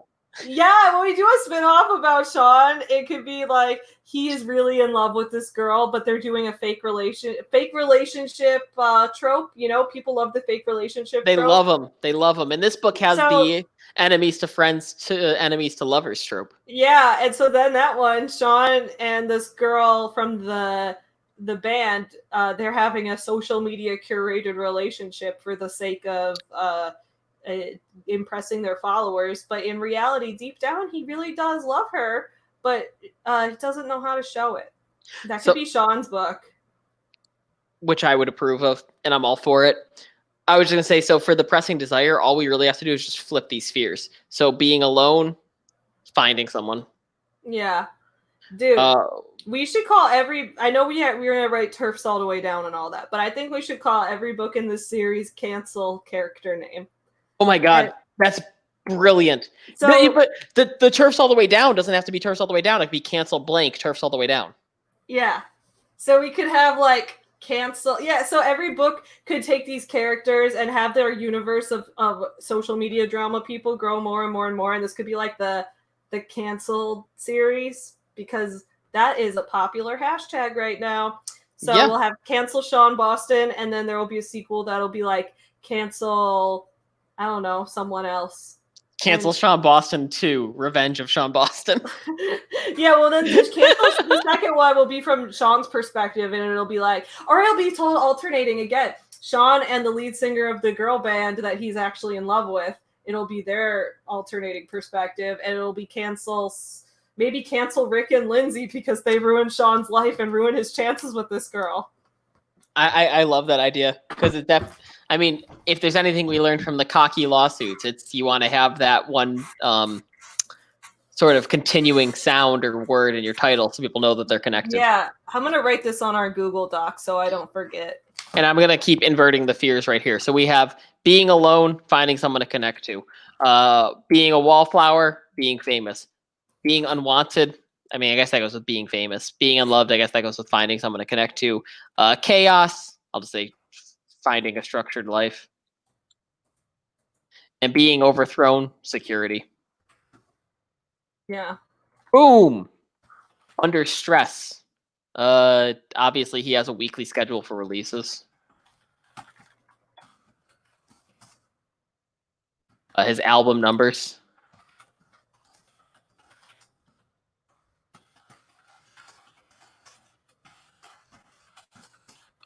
I'm not sure. Secret. His name.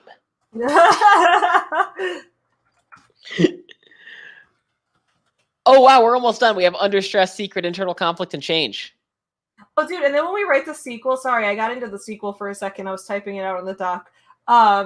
Sean could be like an anti-hero. I'd rather be an yeah. Sorry, that just made me think of the song Anti-Hero by Tombstone to Dead Man. Great artist if y'all want to listen to some hip-hop today.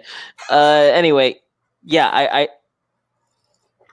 I got distracted by the comments below. I'm all for it. We gotta do rapid release on this shit too, because within the next 5 years, the word cancel is not going to be cool anymore.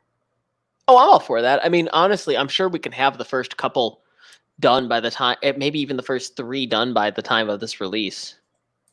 Yeah, well, because I'm just typing. We gotta do it. Maybe after we finish this profile, we could do a timeline for all of the books. Not all of them. The first one, and then from there, I think that's a good way to end it, because I think the exercises can be a little tiring. Yeah. So let's just do this real quick. Let's just pound this out. We have under stress. I don't think we need to go much deeper than this right now. We have weekly schedule for release. This is album numbers. Does someone have a secret about them that they're threatening to release? Secret? I don't think so. Okay, so we can leave secret blank for now too. For now, yeah. None for now. Internal conflict. I feel like we sort of have that with our archetypes. He has his fears of being alone and being thrust into chaos and overthrown. So his internal conflict has to do with something about protecting himself from those fears. Mm-hmm. So building brand security. That's more of an external conflict, but still. Yeah. Building brand security. Feeling less alone. Change. Admitting he made a mistake. Yeah, I think Sean will eventually have a real apology. I think he'll realize that it was wrong what he did to steal art and all of that. All right, cool. Paste that into the Google Doc. I made a page. How cool is this? How cool is Jeff Cook's character plan? I love it. I'll share the screen. Okay. I'm going to put my screen up. So here, if you want to paste it on this page of the Google Doc. I'm heading to it now, Sabs. Awesome. Shout out BC, Samantha, and Amanda, and anyone else who's still in the chat. Let us know, because we're going to shout you out like crazy. Yeah, y'all are awesome. Y'all are so awesome. Thank you for being here on our live stream. I'm so excited to stream this whole process. I think for the next couple of months, we're going to probably do Friday at noon to stream weekly. The next week will probably be on RK's channel, and then the one after that will be on my channel. So we'll alternate channels, and then we'll do that until maybe October, and then we'll probably increase them for Preptober and then increase them for NaNoWriMo.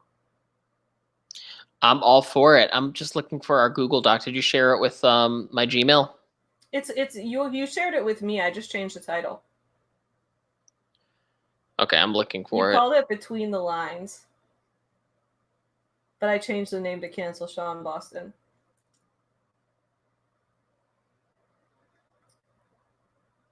I cannot find it in my Google Drives. Huh, that's okay. I'll just send you a link to it. Or I'll share it with you right now. 1 second.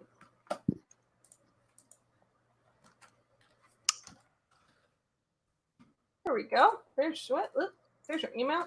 Thank you, Sabs. I'm sharing it with your business email because that's the one that popped up. That works.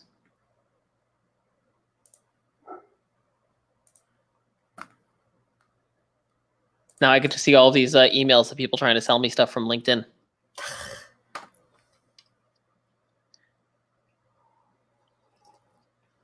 Okay, fantastic. So we have cute. Look, my mug's on low battery. that has to be a weird experience. It is. The coffee's a little less hot than it was before, but it's still not cold. So I'm gonna do New page, character, profiles. Boom. Boom. We have Sean Boston's character profile in our Google Doc. Excellent, excellent. So then up here, I've got timeline. Make a timeline page.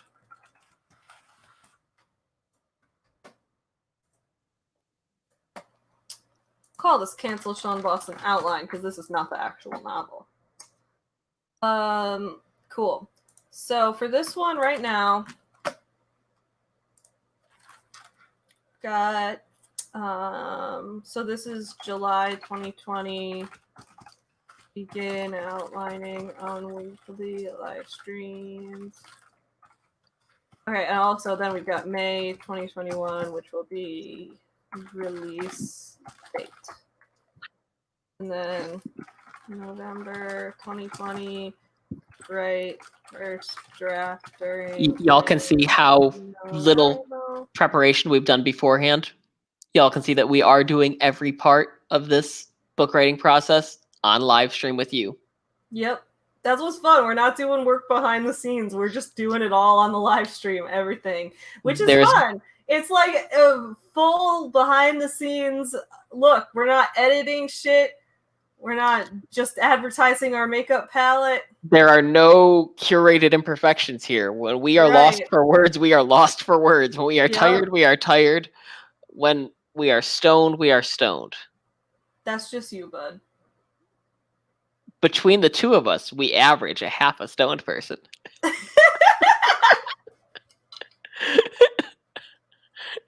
That's you too. Gotcha. Okay. Shout out BC. Okay, so we began our outline July 2020 because it was last week, right? Something like that. Maybe a week and a half ago. We did the outline. Mm-hmm. And that was just us doing it on a whim. We did the take off your pants outline. And that was what started this whole thing. Now you're saying by the end of November, write the first draft during NaNoWriMo. Before then, we'll say, how about just a quick bullet point between July and November, just solidifying character profiles and beats, things like that.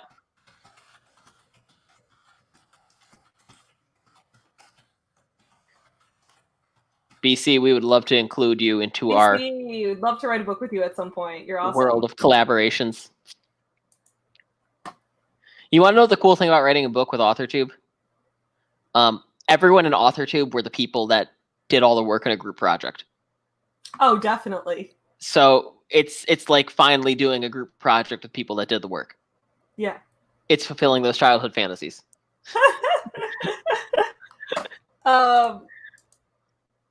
Great. So that's what we need to do between now and November, and maybe in October because there's Preptober and stuff. So we'll do October 2020, Preptober, increase live stream, maybe 2 times a week. How about Duty P? Oh, I think Nothing Smith's catching up.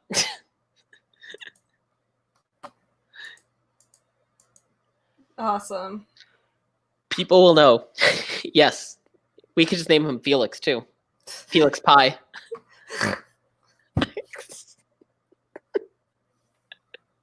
Okay, great. So then, and then for October, we will do like final planning, final beat sheet. And then we could do chapter by chapter outlines. Because that'll help since we're going to alternate chapters. It'll help to know what each of us needs to cover in each chapter so we don't blindside the other one at all. Yeah, I think that when it comes to collaborating and co-writing a book, the more organized and structured you are, the better. Yeah. Okay, so then we'll do first draft. So that will be... Nothing to apologize about, buddy. We're happy to have you. Okay, daily so yeah. Live streams, writing, 1K a day. Writing sprints. Because that's the cool thing about doing a NaNoWriMo with someone. You just have to write 1,000 a day. Daily live streams, yeah. So we each Yeah, because if we each write 1,000 words a day, by the end of November, we'll have a 60,000 word novel. Exactly. Perfect. Awesome. And then we're going to go into the process of edits, cover design.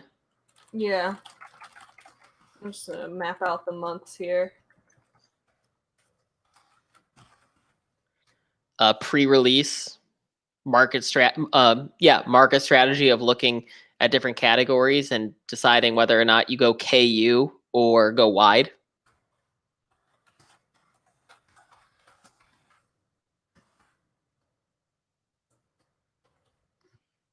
Figuring out how to. Right, okay, so when we were on the phone the other day, I had this book and I made a brief, really rough outline, so let me see. Well, because one of the things that you really have to talk about is the level of trust of co-writing with someone, especially if you're indie publishing, because it's going to come down to one person publishing the book, and then sort of trusting them to be honest about it. Yeah. We're going to sell a million copies. I'm going to be like, hey, RK, we sold 5 copies. Here's your $20. I'm going to go buy a second house. Yeah, so we'll have to decide what to do with that. Yeah, BC marketing strategy should start about 6 months before release. Just a useful pro tip. So I think that's a good pro tip. So maybe in December. I was gonna say December or January. Yeah, so December is when we'll do revisions, developmental changes, etc. February or March is when we do the cover reveal. Yeah, I had cover reveal in March. I think February we'll send out arcs to BC and company. Yeah, definitely to BC and Doll. Well, Doll needs to be in on it since Jeannie is based on her, and Doll's so proud of that. Yeah, Jeannie's based on Doll, the ace from space. Do you think Doll will get offended if Jeannie calls herself the ace from space? Probably not, because I came up with that name for Doll. Yeah, I don't think Doll would be offended by it. I just think she probably like it. Yeah. If we include it, we have to have like a footer in it saying the ace from space is linked to this actual YouTube channel. So patron, and we can. Yeah. Dude, we can still do footnotes. We'll link to Doll's channel in our acknowledgments and all of that. Absolutely, especially for like the digital copy. Those are cool. Look at your little coffee mug that's glowing orange or has a light on it. It's red because it's a low battery.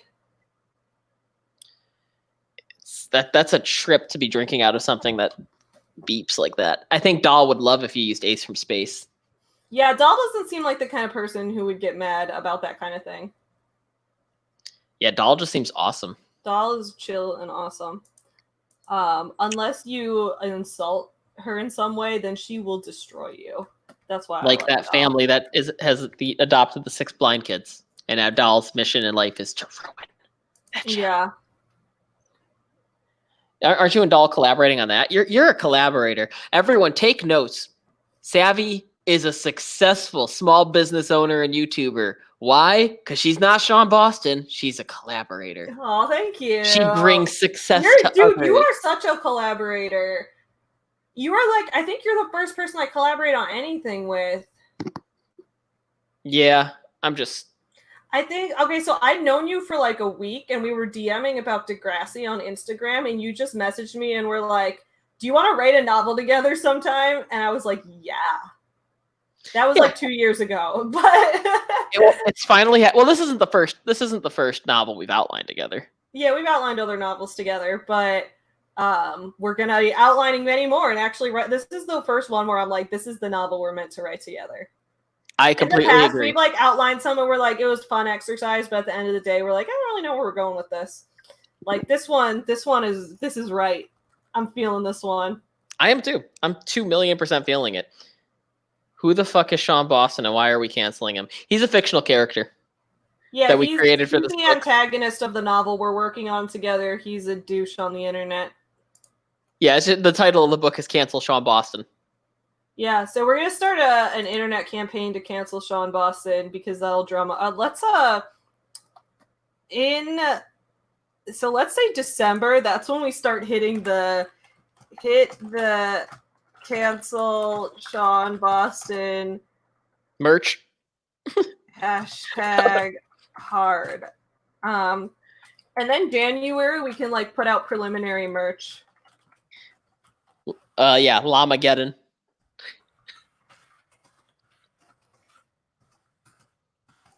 I'm not gonna lie, I'm super excited for Llamageddon merch. Me too. This will also, January can be when we work on cover design. Yeah, and then And cover when reveals we do copy edits.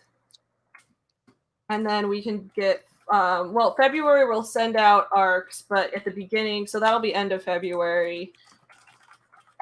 At the beginning of February, we'll do formatting. Oh, Steve, thank you so much.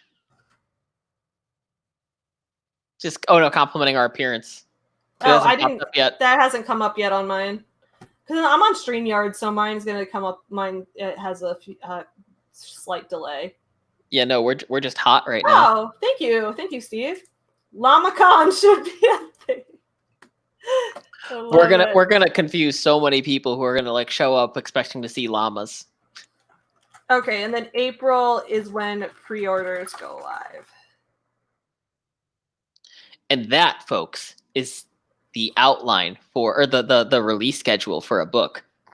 To recap, so far on live, we have outlined the book, done a one character profile, and have created the timeline for the release schedule. And then I think during one of these months, while we're doing this stuff, we should also start outlining the second book. Or at least the companion book, Turfs All the Way Down.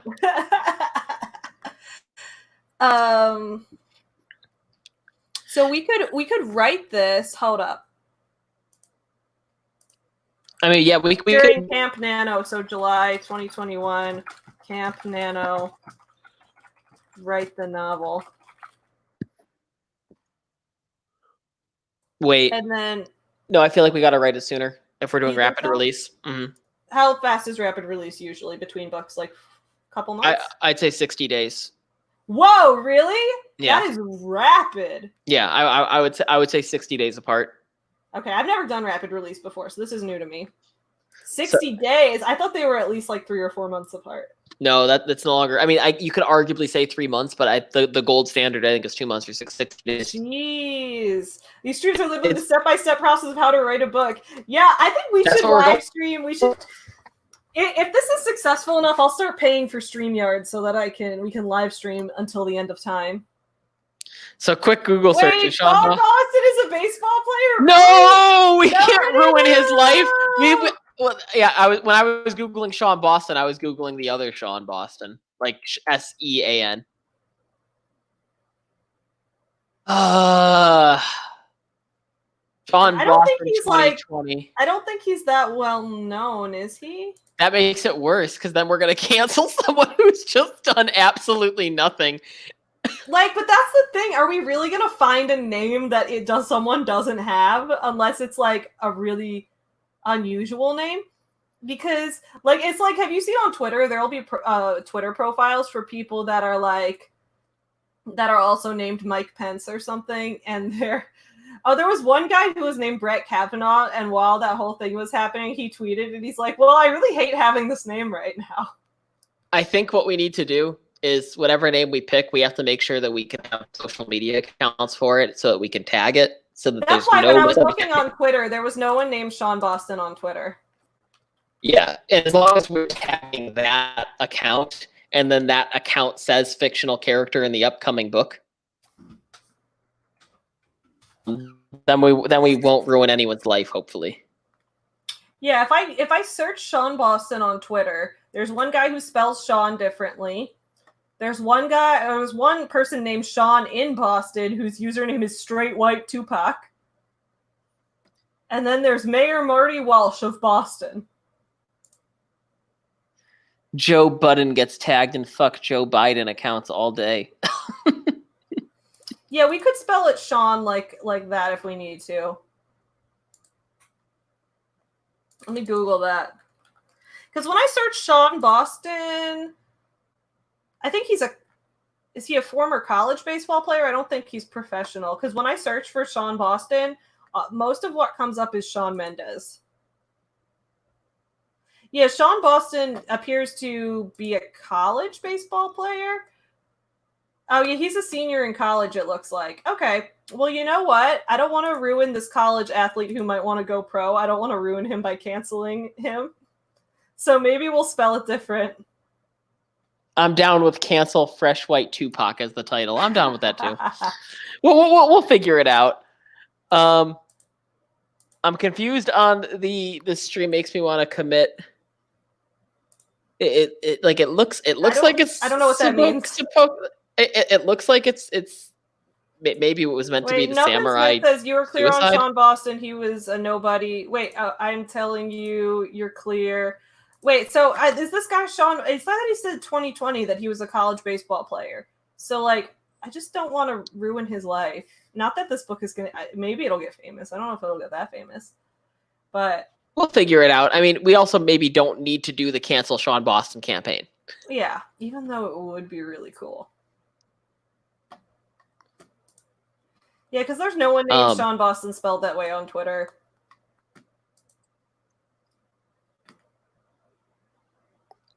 Okay, so we have so yeah, as far as rapid release is concerned, BC mentioned this in the comments as well. It's between 60 to 90 days. So I would say that based Smith on is very adamant that we are fine to name him Sean Boston.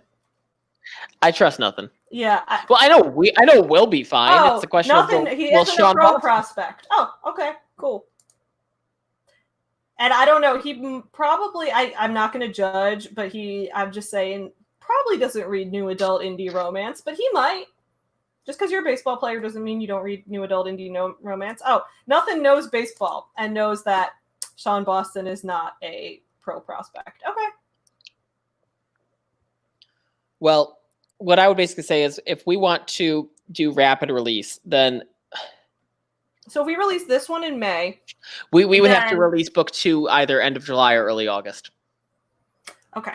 So instead of writing it in July, we're going to release it in July, y'all. And then if we want it to be a trilogy, it'll be October or November.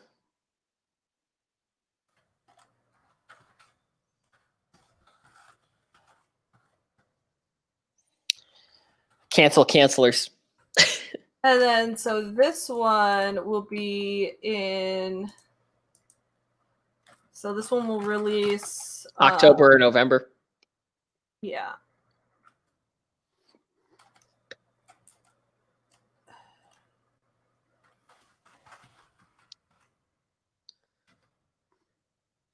Steve and Nothing are entering Minority Report basically right now on should we cancel this guy before he becomes a problem anyway.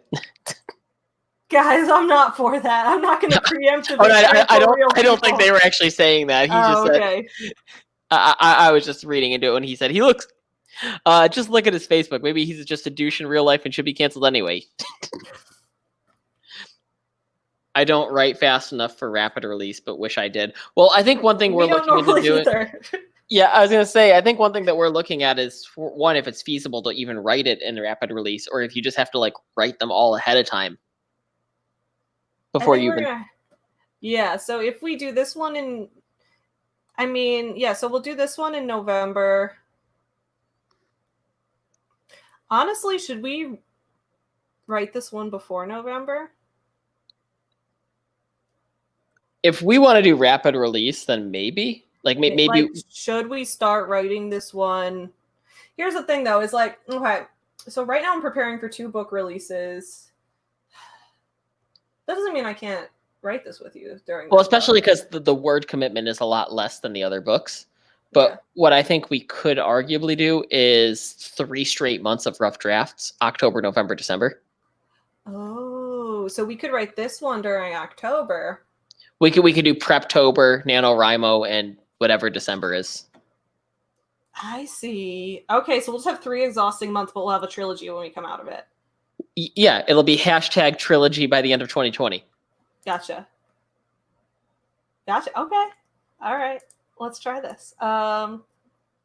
So instead, we will be doing for Preptober. We are actually going to write book 1. This evolves, y'all. It went from we're gonna write a book on live stream to we're gonna write a series. We're gonna write a trilogy on a live stream. Yes. So this is where we finalize. So by the end of September, we're gonna want everything finalized. So by the end of daily September, live streams. Well, what this is showing us is next week's live stream. We need to outline the sequel.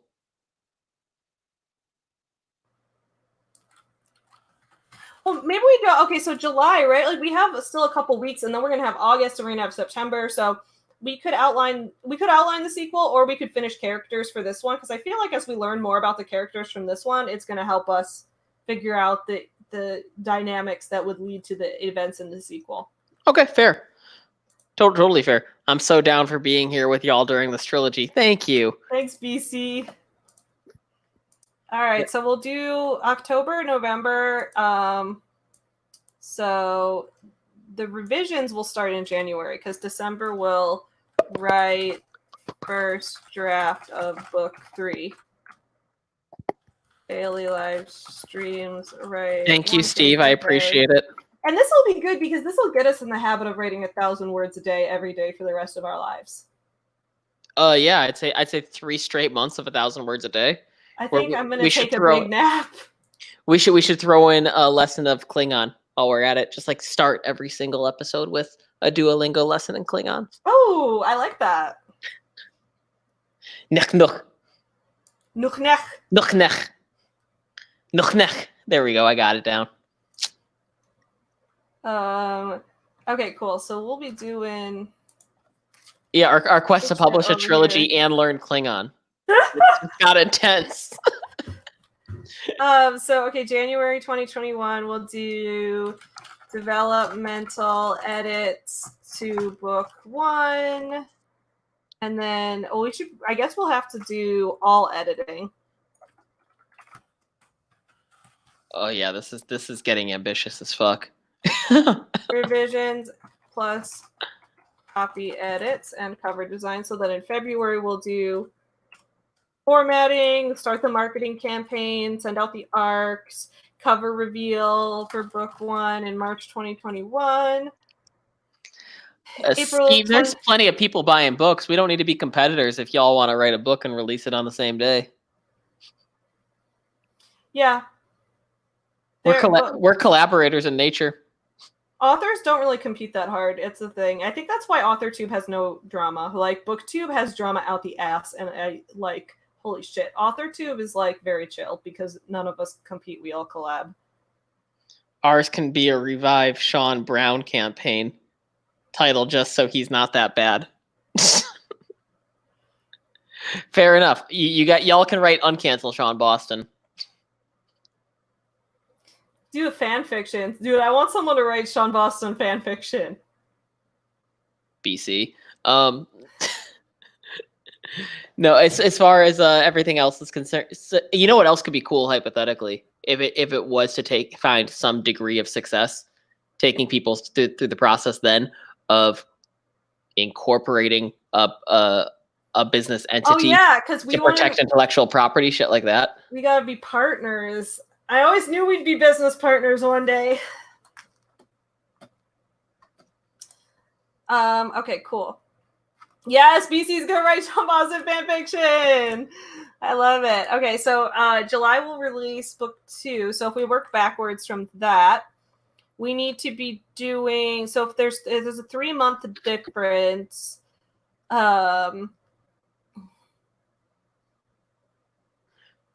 So editing is January. So by April, we need to be editing. Take care. Sorry, I was saying goodbye. By April, we need to be editing book 2.